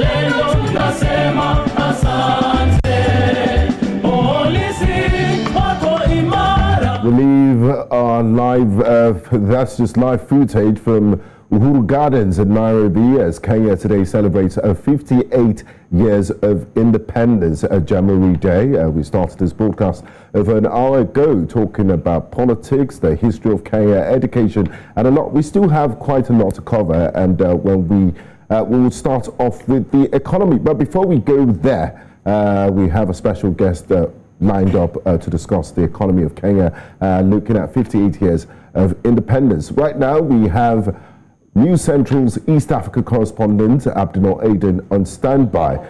Happy Jamboree Day to you, Abdinor. Thank you so much, Benga, and indeed, 58 years of independence. What a way to celebrate. Definitely. We've been enjoying the melodies from Kenya. Yeah, in fact, Uhuru Gardens, which also shares a name with His Excellency President Uhuru Kenyatta, is actually hosting its major national event after several years. It has been undergoing renovation and a lot of construction work was in the place. Today, slightly over 11,000 people have been there to take part of the event. Of course, it can accommodate more than 30,000 people, but because of the COVID-19 pandemic, it has been left for the social distancing with that low number. Nevertheless, yes. What a day. Because traditionally, I believe, is the Nyayo Stadium that has been used. Now, Abdinor, can you tell us what the mood is like in Nairobi and different parts of Kenya? And from your interaction with ordinary Kenyans, what are they saying as Kenya celebrates 58 years of independence? One thing that I'd like to mention, actually, since after 2010 promulgation of the new constitution, 2013 and afterwards, these national events actually, the excitement has much been dominated at the national level, being held in Nairobi. But in the past, we used to have the provincial administration way. Every region had its amazing, unique way to celebrate such a day. But today, since this day was left to the county governments, 47 counties across the nation, I mean, they lack the excitement, that was witnessed in the past.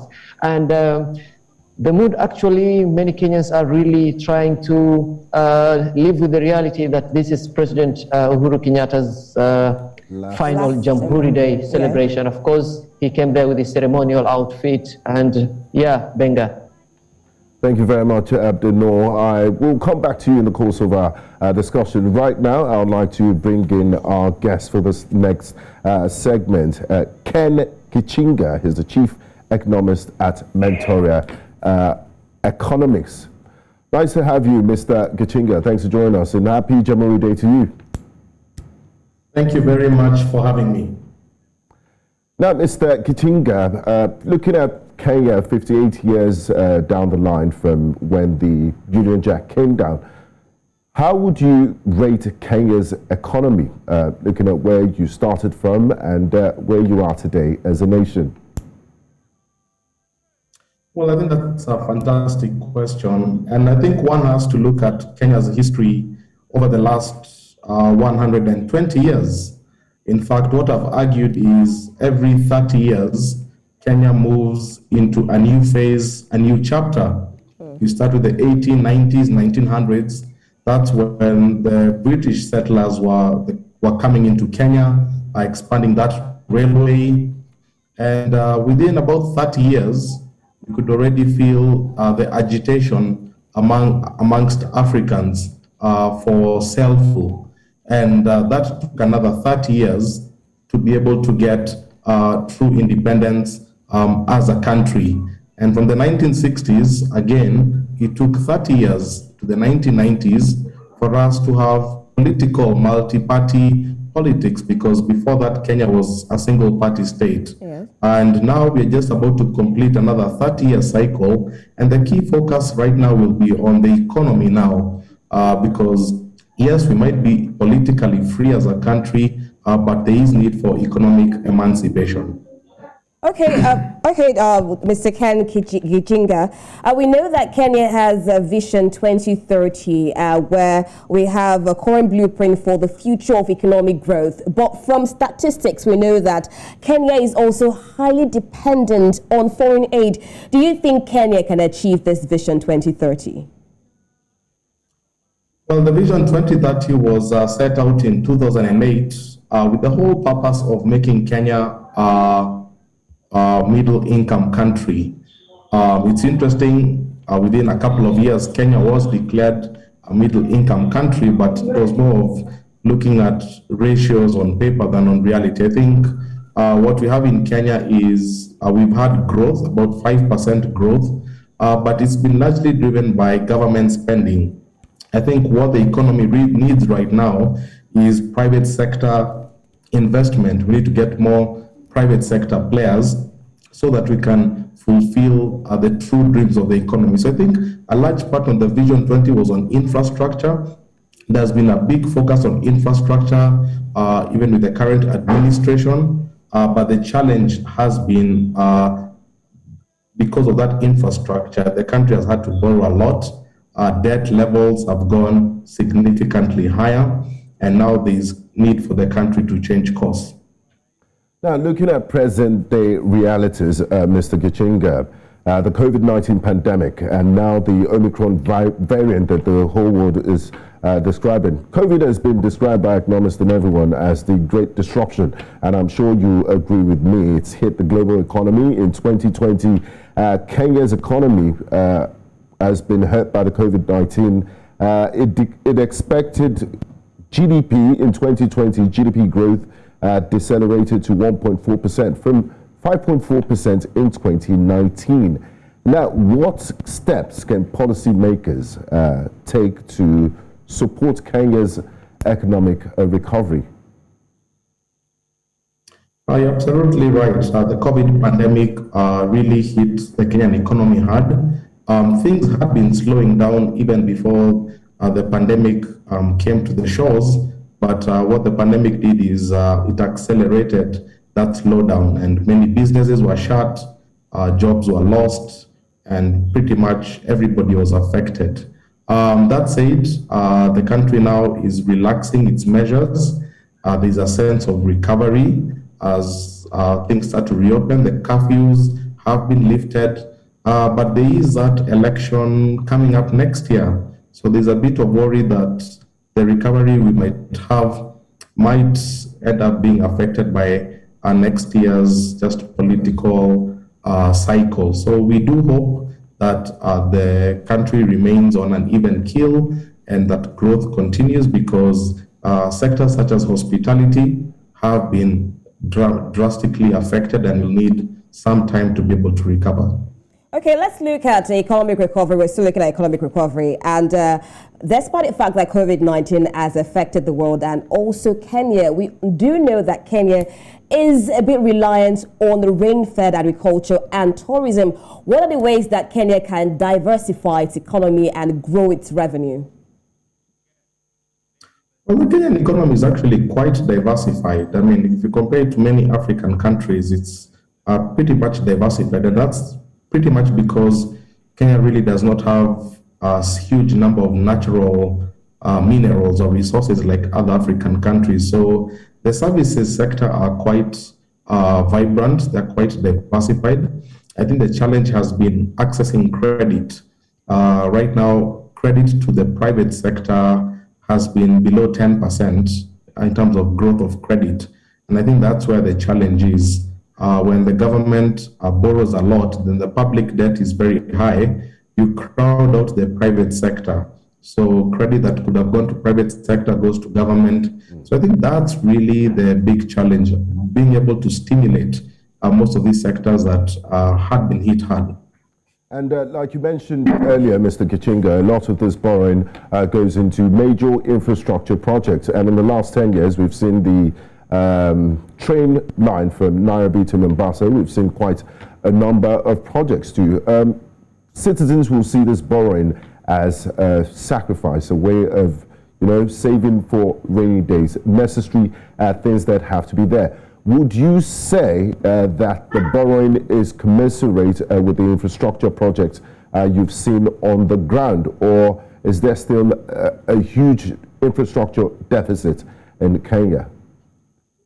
Well, it's true. There is an infrastructure deficit in the country, in Africa, and infrastructure has its place in building an economy. I think the challenge that Kenya and most African countries have had is they've had a debt-financed infrastructure, and the problem of the model Kenya and many African countries have taken is they sink money into huge projects that don't generate enough cash flow to pay back the loans. So you find Kenya is heavily indebted to China. like many African countries.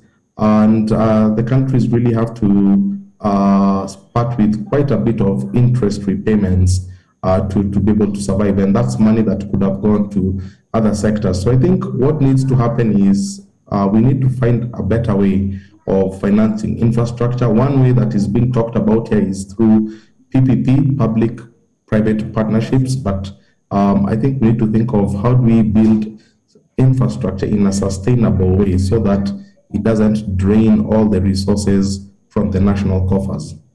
Do you feel population growth has outstripped economic growth in Kenya? Not quite. Actually, if you really think about it, the most of the populated areas are around the cities. So Nairobi, Mombasa, Nakuru, Kisumu, Eldoret. But you'll find pretty much the rest of the country, it's very sparsely populated. So I think devolution was a game changer in 2010 when we created counties with county governments. And I think the idea was when these county governments are up and running, they'll be able to reduce that rural to urban migration, and people will be able to find careers in their home counties and decongest these big cities. So I think if devolution, and I think devolution is one of the best things that has happened in Kenya. If we can get devolution right and have all 47 counties, then we will not have any issues of stretched infrastructure by population. My question to you is, it's instructive that on Independence Day, on Jamhuri Day, we talk about financial independence, because the late Burkinabe revolutionary Captain Thomas Sankara said, "He who feeds you controls you." And many developing countries in sub-Saharan Africa, including Kenya, are heavily reliant on foreign aid. Some statistics here from the World Bank. From 1970 to 1999, donor funds received by Kenya averaged about 9% of GDP. This accounted for 20% of the annual budget and 80% of development expenditure. How much has Kenya done to wean itself off dependency on aid? I think he did quite a bit during the Kibaki administration. When former President Kibaki came into power, he was very keen on a country that's self-reliant. And you could see there was less and less need for the IMF, for the World Bank, or any of the Bretton Woods institutions. And the country really started collecting taxes. The Kenya Revenue Authority became a very powerful entity, and the country started powering itself back. And that, I think, was one of the best things the country did. However, the current administration, unfortunately, went back into the debt cycle that had riddled the country in the 90s. So I think it's very important that we pick up from where former President Kibaki left, where we reduce our loans and we start collecting more revenue, be more sustainable. Because what Sankara said is very true. There's no difference. We might have political freedom now, but many Kenyans don't have economic freedom. Where maybe there was guns in the fight against for freedom, now the new fight is against debt. Our public debt is heavy, and even private debt is very heavy. A lot of citizens are using these private mobile lending apps, really getting into debt in all these apps. So it's time for the country really to now think about economic freedom now that we have political freedom. Okay, lastly, what are your wishes for Kenya as you celebrate 58th independence anniversary? Well, I think it's first, as the national anthem says, the last stanza, that let our hearts be filled with thanksgiving. Many people have fought for this country, people have died, blood has been shed for the freedoms that we enjoy. Kenya remains one of the freest countries in Africa.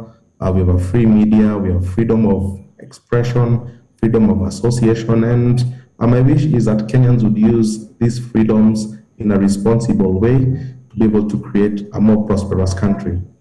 Thank you very much, Mr. Ken Gichinga. It's been an absolute pleasure having you, and happy Independence Day to you once again. This is where we draw the curtains on today's special broadcast. We've been talking we're going to leave you with a live feed of His Excellency President Uhuru Kenyatta is speaking right now at the Uhuru Gardens. Decorated with ink or some sentimental display of colors without history. Our flag is a symbol of the national wounds and scars that we bear from the Liberation War. It is a picture of the battles that were fought, those that were won, and indeed those that we lost. And because the ultimate act of every great warrior is to lay down his weapon, the shield and spears on our national flag symbolize victory. But even with independence, a national flag, and a national anthem, the Queen continued to serve as Kenya's head of state. It took us 1 full year to get to the third and final milestone of our liberation. And this happened on December 12th, 1964, when the Queen vacated her position as head of state, and with this act, Kenya transitioned into a full republic or jamhuri, making the total liberation of our country. On this memorable day in 1964, we returned to this garden to launch the Republic of Kenya and inaugurate its first president. And on the same day, the Governor General became the last expatriate occupant of Government House here in Nairobi. To commemorate this change of guard, the first president planted a mugumo tree at the exact spot where our flag had been hoisted at midnight of December 12, 1963. That 57-year-old tree still stands tall and proud to my right as a symbol of our struggle that dates back over 100 years.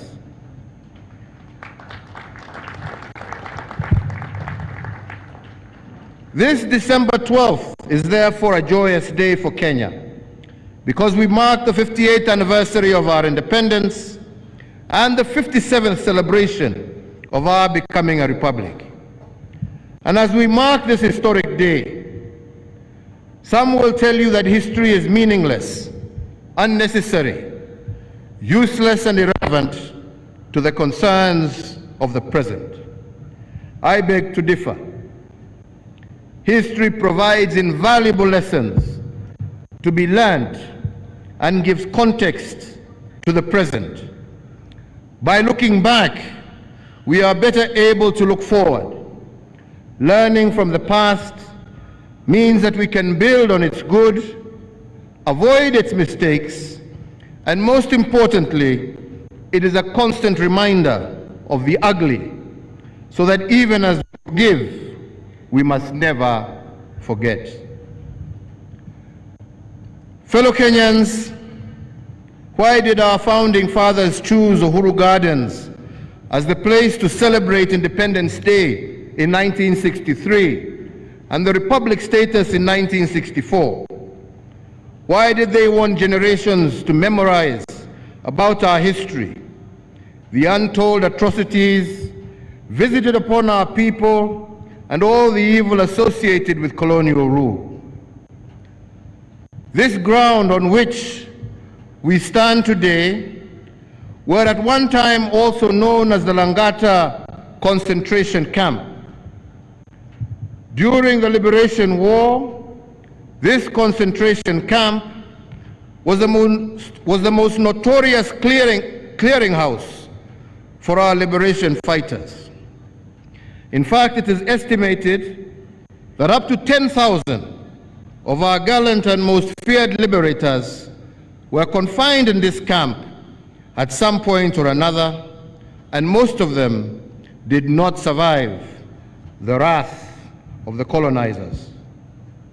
Indeed, Langata camp has been described in some books of history as resembling the Nazi camps in Germany, both in its psychological warfare and its methods of brutality. In fact, using quack scientists, the colonizers argued that devotion to the cause of Mau Mau was a mental illness, and the only way to deal with it was by creating mass detention camps where shock therapy and torture could be administered as a cure. And that was part of the logic they used to create the Langata concentration camp where we are seated today. So by creating this garden as a place of remembrance, our founding fathers wanted generations to recall the darkness of our colonial past, but not to be stuck in the pessimism that dark memories can breed. They wanted us to turn darkness into positive energy, the way they did it in concentration camps. Instead of breaking down in the camps and breaking down because of colonial brutality, they only became stronger. But there are other reasons also why our founding fathers brought us to this place of national remembrance. Each time we gather here, they wanted us to face our national fears and demons with courage, more so because no condition can be considered permanent. They wanted us never to question in the dark decisions we made in the light, mainly because the long walk to freedom was a walk of faith. Most of our liberators had no idea whether or when freedom would come. In fact, many confessed in their memoirs that many times they had doubt that their cause would ever see the light of day. And although their walk to freedom was long and hard, the only thing that sustained them was the burning conviction of the righteousness of their cause. They were troubled on every side, but never distressed. They were perplexed, but they never fell into despair. So fellow Kenyans, when we congregate at this place of remembrance, we are all called on to renew the soul of our nation. We are called to appreciate the pain felt and sacrifices made by those who went before us. The fallen soldiers and heroes buried in unmarked graves in prisons and camps all over our country. And that is why the project under construction behind us was initiated. Apart from being a place of remembrance and healing, this place will be an arena where the past, the present, and the future will converge. When Kenyans walk through the Heroes Boulevard, their spirits will be edified by the sacrifice our liberators made. And at the end of the boulevard, there will be the tomb of the unknown warrior, a warrior whose name we do not know, although he died in battle for our country, and a warrior whose mother let him go, and both mother and son sacrificed so that we can be free. Once this place of history will rekindle memories of our and also the good, the bad, as well as the ugly of our history. It will bring alive our legendary ancestors, including Mzee Jomo Kenyatta, Mekatalili wa Menza, Koitalel Arap Samoei, Jaramogi Oginga Odinga, Nabongo Mumia, Laibon Lenana, Dedan Kimathi, among many others. At the Tunnel of Martyrs, we will have a solemn memorial to each and every Kenyan who has lost their lives in the many watershed moments. This will range from the First to the Second World War, all the way to the victims of the post-election violence of 2008. In the rope gallery of this museum, a named rope will be dedicated to every one of the 1,090 heroic souls that were hanged during the colonial era. And at the Moments of Darkness gallery we shall display the history of our country, of our lowest moments, the moments that we regret but are part of our history. But not all the galleries will be sad news.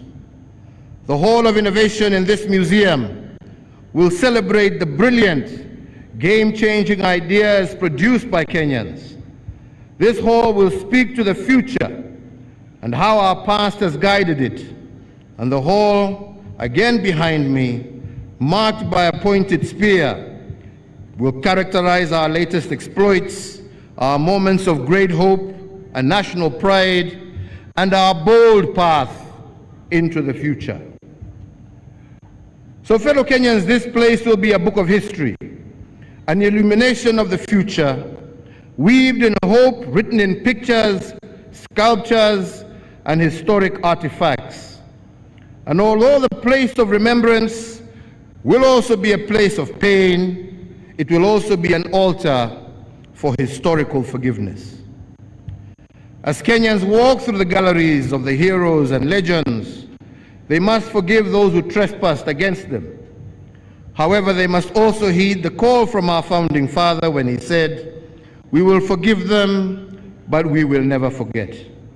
We must forgive our transgressors, but we must never forget their name. Fellow Kenyans, finally our founding fathers brought us to this garden of remembrance to teach us that nation building is not a sprint, it is a relay. No single person or group of persons can make this undertaking alone. Liberation was achieved because it was a product of teamwork, and it must be recorded that the founding fathers were not a team because they worked together. They were a team because they reinforced each other and had deep respect and trust for one another. They taught us that nation building is like building a house. This endeavor is a product of teamwork and not individualism. They built a firm foundation for a prosperous Kenya. Others amongst them built the walls and others roofed the house. Everyone had a role to play, and no role was greater or lesser than the other. The same is true today as it was then. We are building a house called Kenya, and there is no place for one-manism in this project. It is the collective work of every able-bodied Kenyan. And yes, we will disagree at times, but in our disagreements, we must always remain respectful. In fact, respectful disagreements are what lead to reconciliation. More so, because when we disagree, it is a sign that we are making progress. The making of a nation and the building of a house are a living process. They cannot be static and must be dynamic. Errors are made sometimes, and renovations must correct them after the house is completed.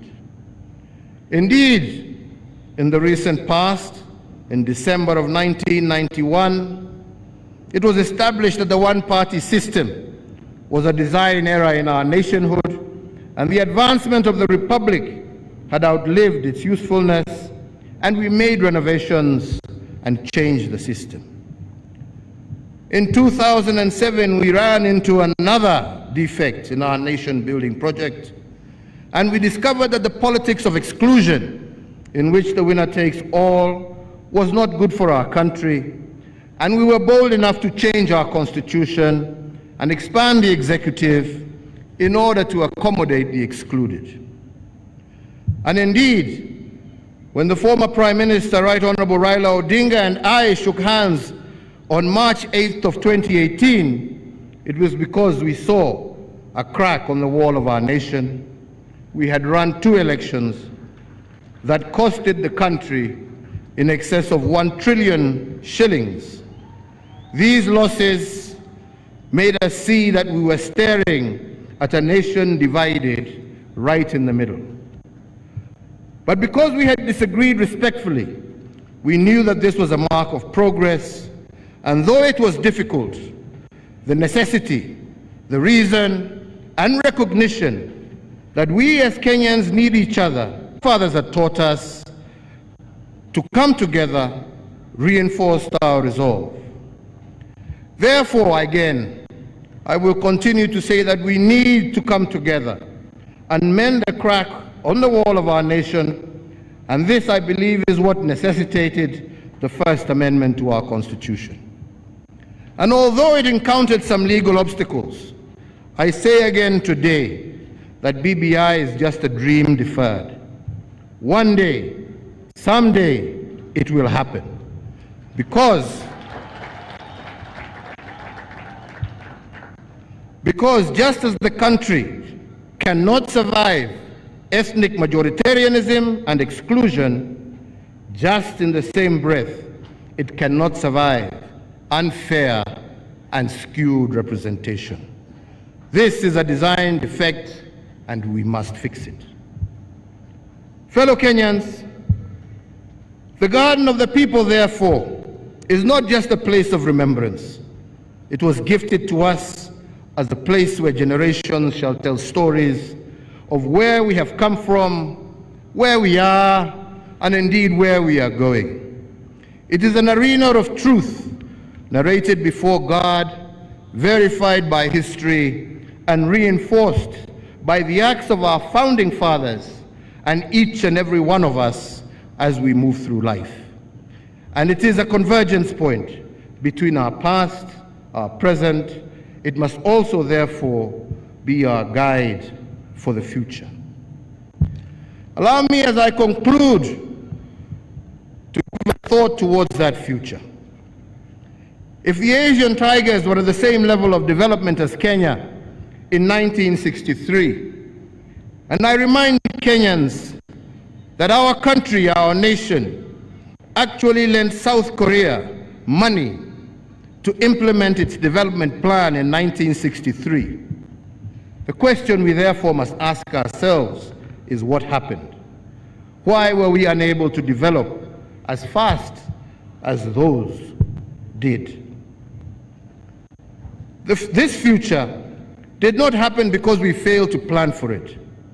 The future evaded us because we failed to imagine it. And I say so because imagination is more powerful than knowledge. For the past to have an impact on our future, we must constantly imagine and reimagine it.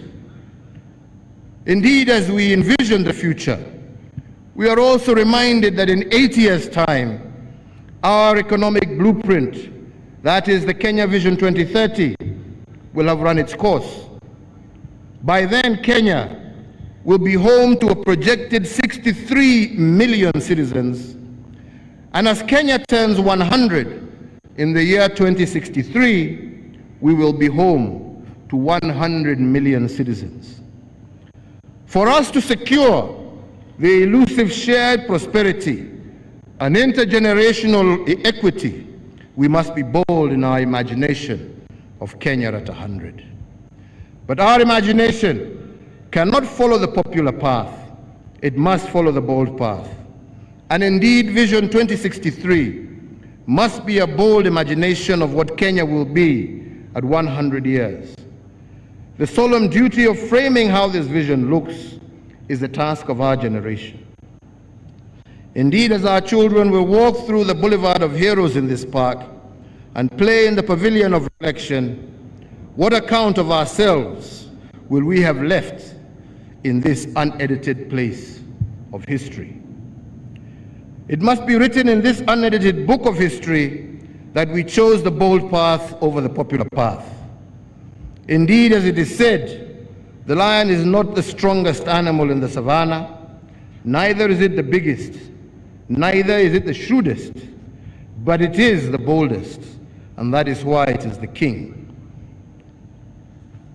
Indeed, it is for this very same reason that it is said that an army of sheep led by a lion can defeat an army of lions led by a sheep. The future of Kenya, inspired by the past and present, must be about a brave imagination. That is why today I congratulate the young men and women of the 19th Battalion of the Kenya Rifles, to whom I have presented the presidential and regimental colors today, because when they go to war in the defense of our borders, they know too well that they will either return hoisting our national flag or return wrapped in our national flag. This takes boldness and dedication. So, fellow Kenyans, as I now end my address, I want to remind of a promise I made on the 20th of October 2021, where I directed the Ministry of Energy to fast-track the implementation of the recommendations of the Presidential Task Force on Power Purchase Agreements. I am pleased to note that the pathway to reduce the cost of electricity by over 30% is on course. In honor of this pledge to the nation, and response to the concerns of the high cost of electricity raised both by individual customers and enterprises, I am pleased to announce to the nation that the reduction of the cost of electricity will be implemented in 2 tranches of 15% each, with the first 15% achieved through initial actions focusing on system and commercial losses, and this will be reflected in people's...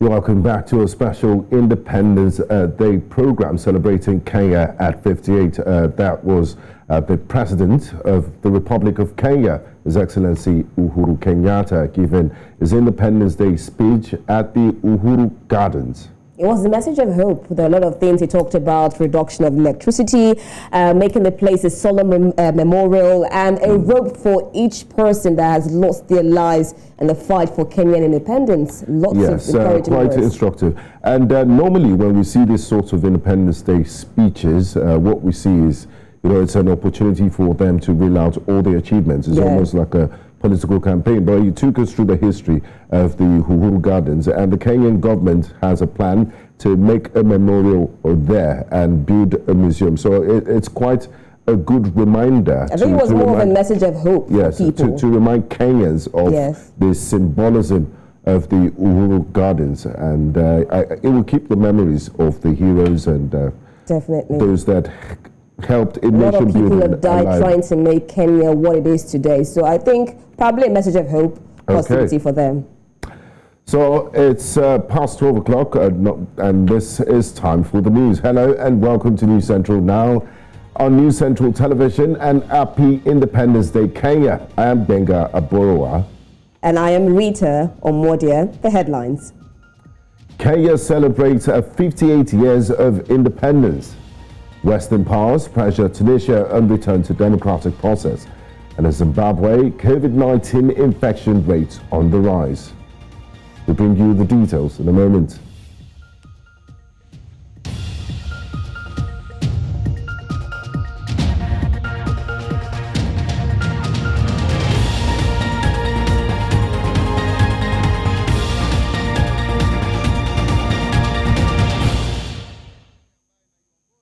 Begin the news now, as today marks Kenya's 58th independence anniversary, and the country's Interior Principal Secretary Karanja Bitkicho says no parallel celebrations will be held in the country to commemorate the annual Jamhuri Day. This, according to him, follows extensive consultations between the government and expert advisors, which concluded that such events will potentially accelerate COVID-19 infections. News Central's Omolola Ololadi tells us more.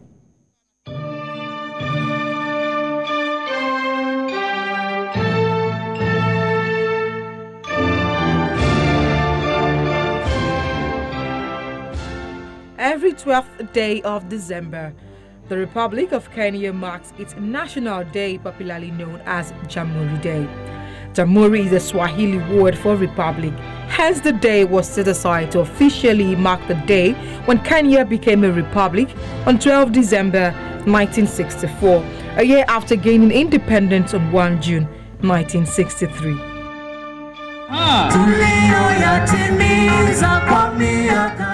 Jamhuri Day celebration, which usually kicks off with the president's speech at Nairobi's Nyayo Stadium, accompanied by cultural festivities celebrating Kenya's unique cultural identity, as well as a display of the country's colorful flag hung in buildings all over the capital city of Nairobi, has been altered this year due to COVID-19 pandemic. While the emergence of the new Omicron variant may have forced the country to cancel plans of celebrating the Independence Day in the usual traditional and elaborate way, the country has, however, given access to 11,000 citizens, ensuring that every region in Kenya is well represented. Although holding the celebration at Uhuru Gardens is a deviation from the tradition of marking the day at the Nyayo Stadium, with feasts, political speeches, parades and traditional dances, among others. It is hoped that Kenyans across the globe will celebrate their African heritage by enjoying their typical Kenyan dish, ugali, while holding on to the common values that held the country together till date. Happy Independence Day, or better still, Happy Jamhuri Day, Kenya. Omolola Ololade, reporting for News Central.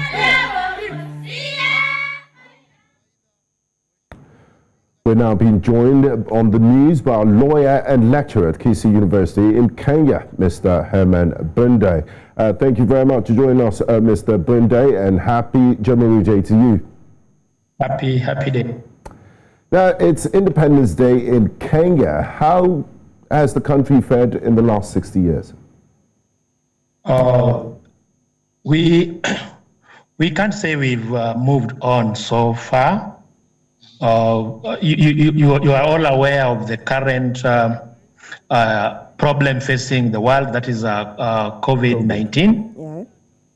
Yeah. If you are keen enough, we, the people of Kenya, and more so the Africa as a continent, we've not gained economic independence. We got the political independence, but we still cannot produce our own vaccines. It's quite terrible that we are celebrating Jamhuri Day in Kenya, independence, but we still depend on the white to supply us with vaccine. So for the last 60 years, we've grown, I do admit, but we need to celebrate another Jamhuri Day, where we, the Africans, we wake up from slumber. We do the research. We come up with our own vaccines. We don't depend on other people for survival. It is time that we as Kenyans, as we celebrate the Jamhuri Day, let us wake our scientific research. Let us wake our reasoning so that we might fit globally. As we celebrate today, Kenya is still behind because we were hit so hard by COVID-19, but we still depend on donation. Quite pathetic.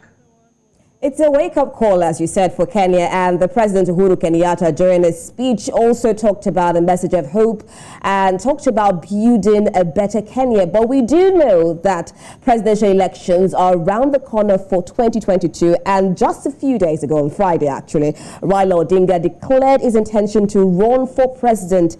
What do you make of this, as there has been tension between Uhuru Kenyatta and his Vice President William Ruto? Okay, I do appreciate His Excellency President Uhuru Kenyatta for having a handshake. Here in Kenya, we call it a handshake with the opposition leader Raila Amolo Odinga. I want to acknowledge that the handshake between Raila Amolo Odinga has caused serious peace. This peace, there's a reason why I call it serious peace, because Kenya has been having political problems there before. But since President Uhuru Kenyatta had a handshake with Raila Amolo Odinga, we've had peace.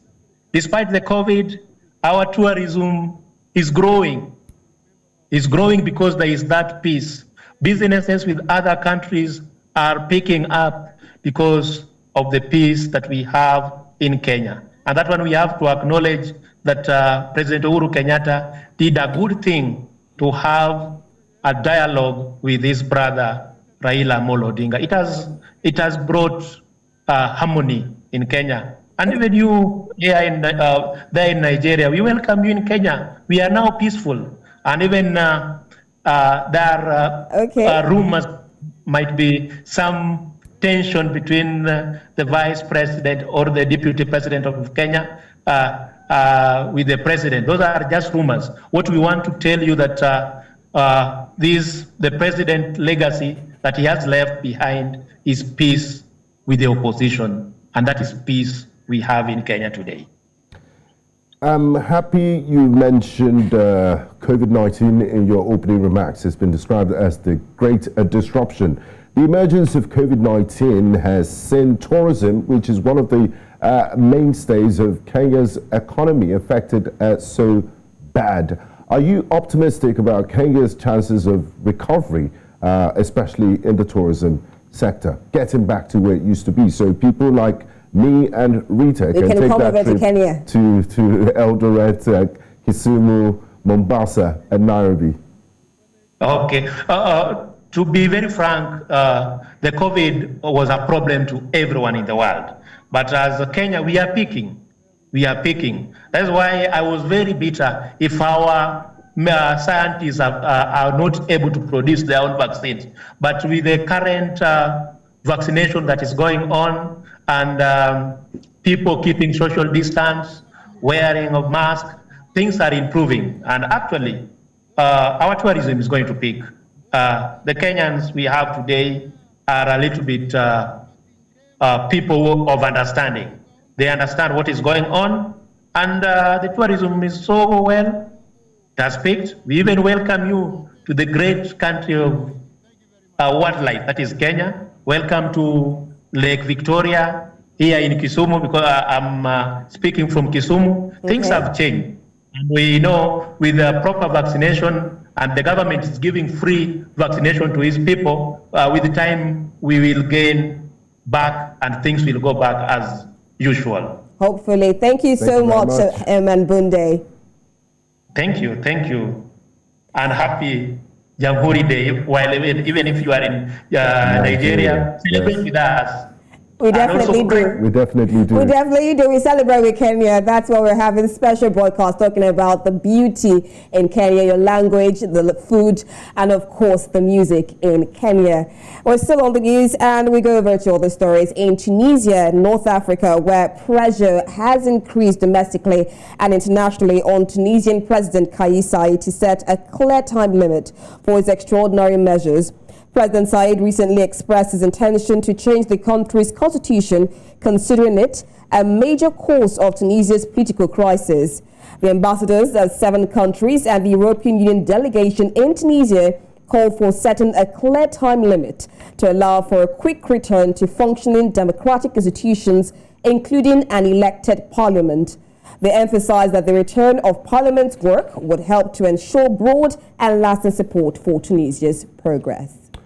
From the north, we move down south of the continent to Angola, where the ruling party, which has run the country since independence in 1975, has chosen President João Lourenço as their candidate for next year's election, back in his bid for second term. The People's Movement for the Liberation of Angola, MPLA members, overwhelmingly backed Lourenço to run again for another 5 years after the main opposition party, UNITA, re-elected Adalberto Costa Jr.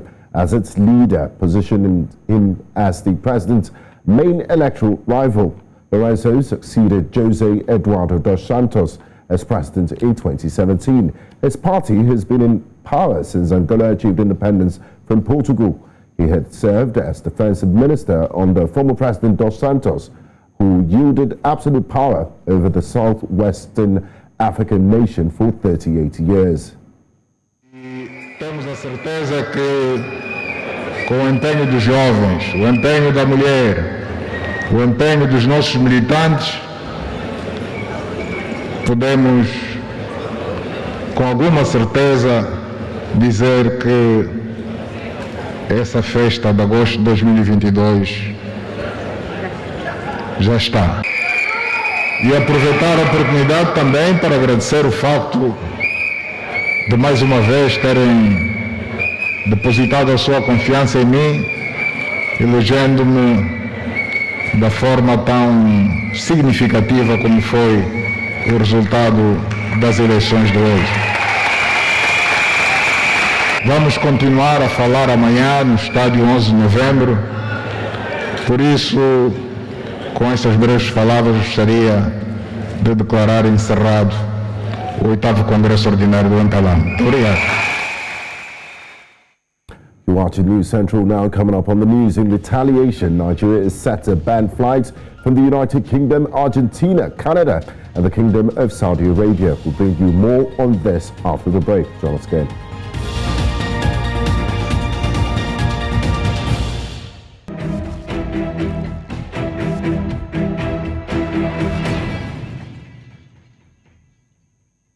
Thanks for staying with us. And now to our COVID-19 updates. Nigeria plans to add the United Kingdom, Argentina, Canada and Saudi Arabia to red list countries following their decision to impose travel restrictions on the country.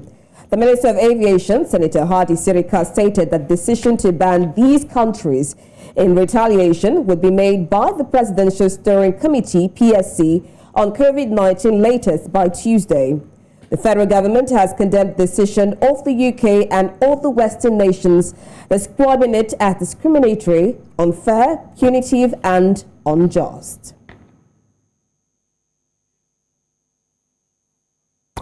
COVID-19 infections in Zimbabwe have continued to rise, with 6,181 cases recorded on Saturday. 6 more deaths were reported, taking the total number of deaths to 4,729 since the outbreak of COVID-19 in Zimbabwe in March of 2020. In terms of the new cases, Harare has 1,753 cases, the highest number countrywide. Active cases have now gone up to 27,827. As of Saturday, Zimbabwe has recorded 161,998 cases and 129,442 recoveries.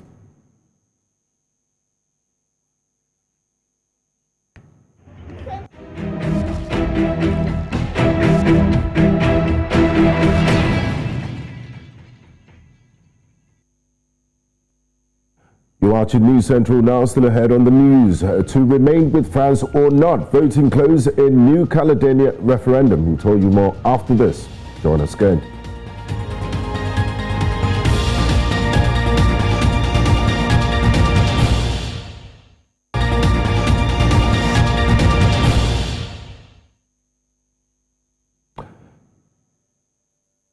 Now in world wrap, polling stations have closed as the Pacific territory of New Caledonia votes in the third and final referendum on independence from France.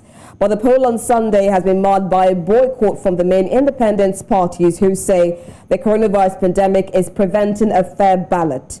Turnout was sharply down on the 2 previous polls, with just 27.8% voting compared with 49.4% at that stage in the 2020 vote, according to the island's High Commission. The territory of about 185,000 voters, 2,000 kilometers, that is 1,250 miles east of Australia, was granted 3 independence referendums under a 1988 deal aimed at easing tensions on the islands. A list of people are missing after a 4-story building has collapsed in the Sicilian town of Ravanusa following a gas explosion. Local media reports reveal that the building was on fire after a natural gas pipe exploded in the town of 11,000 near Agrigento, the southwestern Sicilian city, famous for its Greek temples. Firemen have been able to contain the fire and have begun digging in the rubble for the missing, including a young couple expecting a baby. The explosion damaged at least another 2 buildings in the center of town. Still on tragic stories, at least 6 people were killed at an Amazon warehouse in Illinois after a direct hit from a tornado caused a major portion of the building to collapse. The fire chief in Edwardsville, James Whiteford III, says 45 people were confirmed to have made it out of the building. The authorities said they did not know how many people were inside the warehouse when the storm hit, so they did not know how many more people they were looking for. Edwardsville sits about 25 miles east of St. Louis, and the Amazon building is in a distribution hub on the west side of town. The Edwardsville community experienced great tragedy. the structural collapse of an Amazon warehouse with workers inside. It brings me great sorrow to confirm that at this time 6 individuals have lost their lives in the collapse, with an additional person receiving medical treatment. Tornadoes touched down in a variety of counties throughout central Illinois, really from Metro East all the way across to Decatur and beyond. And of course, you know that same line of storms headed into Kentucky and did even more damage there, and there was a much greater loss of life. Earlier this afternoon, the response portion of this incident came to a close, and we're now focused solely on recovery. Through our efforts so far, we identified 45 personnel who made it out of the building safely. We're continuing to search the site for evidence of life, and we'll continue recovery operations until all personnel are accounted for. At this time, estimates are the recovery portion of the incident will take about 3 more days.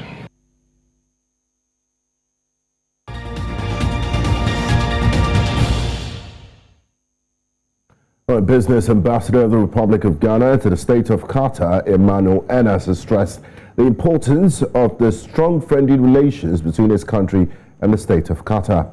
Ambassador Enas revealed that over the past few years, since the opening of resident diplomatic missions in the country's capital, many agreements have been signed in various sectors to further enhance the relations between Ghana and Qatar. The ambassador said this has helped in promoting the people-to-people relations between Qataris and Ghanaians. And still talking business, South Africa's National Union of Mine Workers has taken a stance that they can no longer keep quiet while Eskom is privatized from the back door. Members affiliated with the union downed tools on Saturday as they marched the power utility headquarters in Megawatt Park. Among the demands that were tabled is a 15% wage increase for the workers and for Eskom to remain a state-owned company and not be privatized. The union said they would give Eskom 7 to 14 days to respond to their demands. NOM has also reiterated their call for the power utility CEO, Andre de Ruyter, and COO, Jan Oberholzer, including the board, to step down. The union acting general secretary, William Mabapa, said since the arrival of de Ruyter, the performance of Eskom has drastically dropped.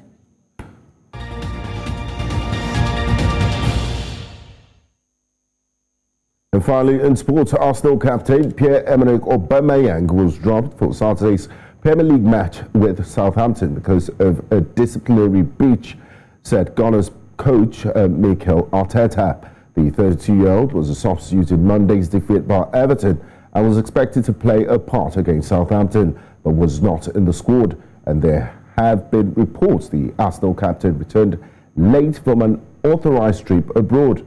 But following Arsenal's 3-0 win over Southampton, Arteta refused to give more details on why Aubameyang was dropped. However, it's not the first time Arteta has been dropped for disciplinary reasons. In match, the Gabonese international missed the win over rivals Tottenham for breach of pre-match protocol.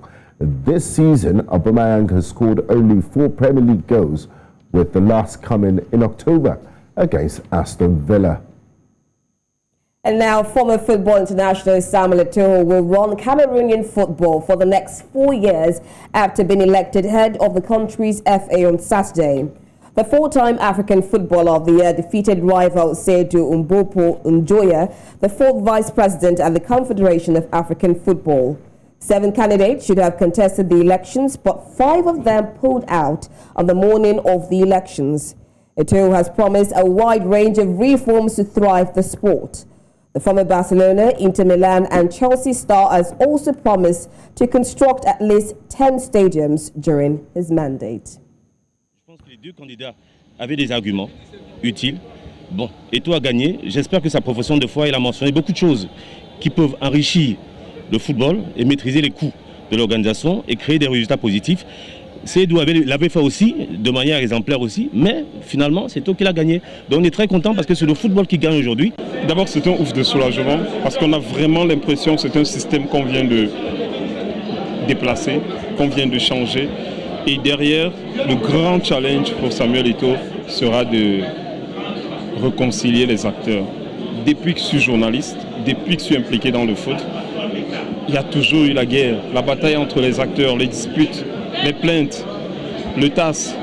On n'a jamais joué au foot sur le terrain. C'est le premier challenge pour Samuel de ramener tout le monde, même les perdants d'aujourd'hui, autour de la table pour qu'on ressuscite, entre guillemets, le foot camerounais.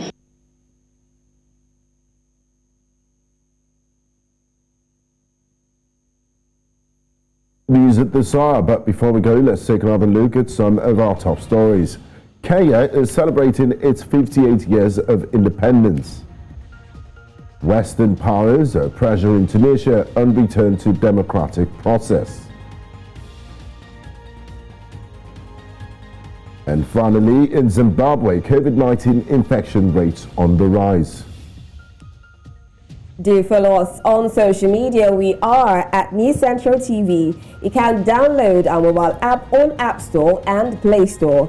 You can also watch News Central live on Star Times channel 274, Vision 247, Avo TV, Free TV, and YouTube.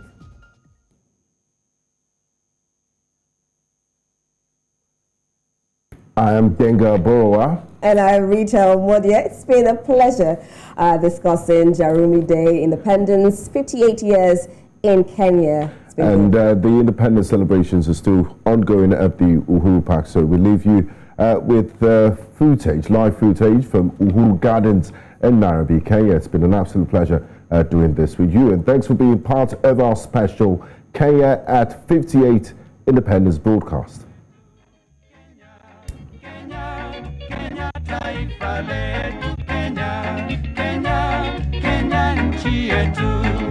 Pori zetu za Kenya wanyama ni wengi, wageni huwaona na donge twapata, ni haki tuwalinde wasiharibiwe, ndiyo sehemu kubwa uchumi wa Kenya. Kenya, Kenya, Kenya taifa letu, Kenya, Kenya, Kenya nchi yetu, Kenya, Kenya, Kenya taifa letu.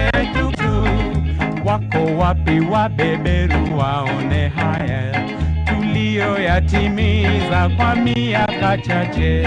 Ni wao walisema hatuna akili, na huku watunyonya, afadhali kupe. Kenya, Kenya, Kenya taifa letu, Kenya, Kenya, Kenya nchi yetu, Kenya, Kenya, Kenya taifa letu, Kenya, Kenya, Kenya nchi yetu, Kenya, Kenya, Kenya taifa letu, Kenya, Kenya, Kenya nchi yetu.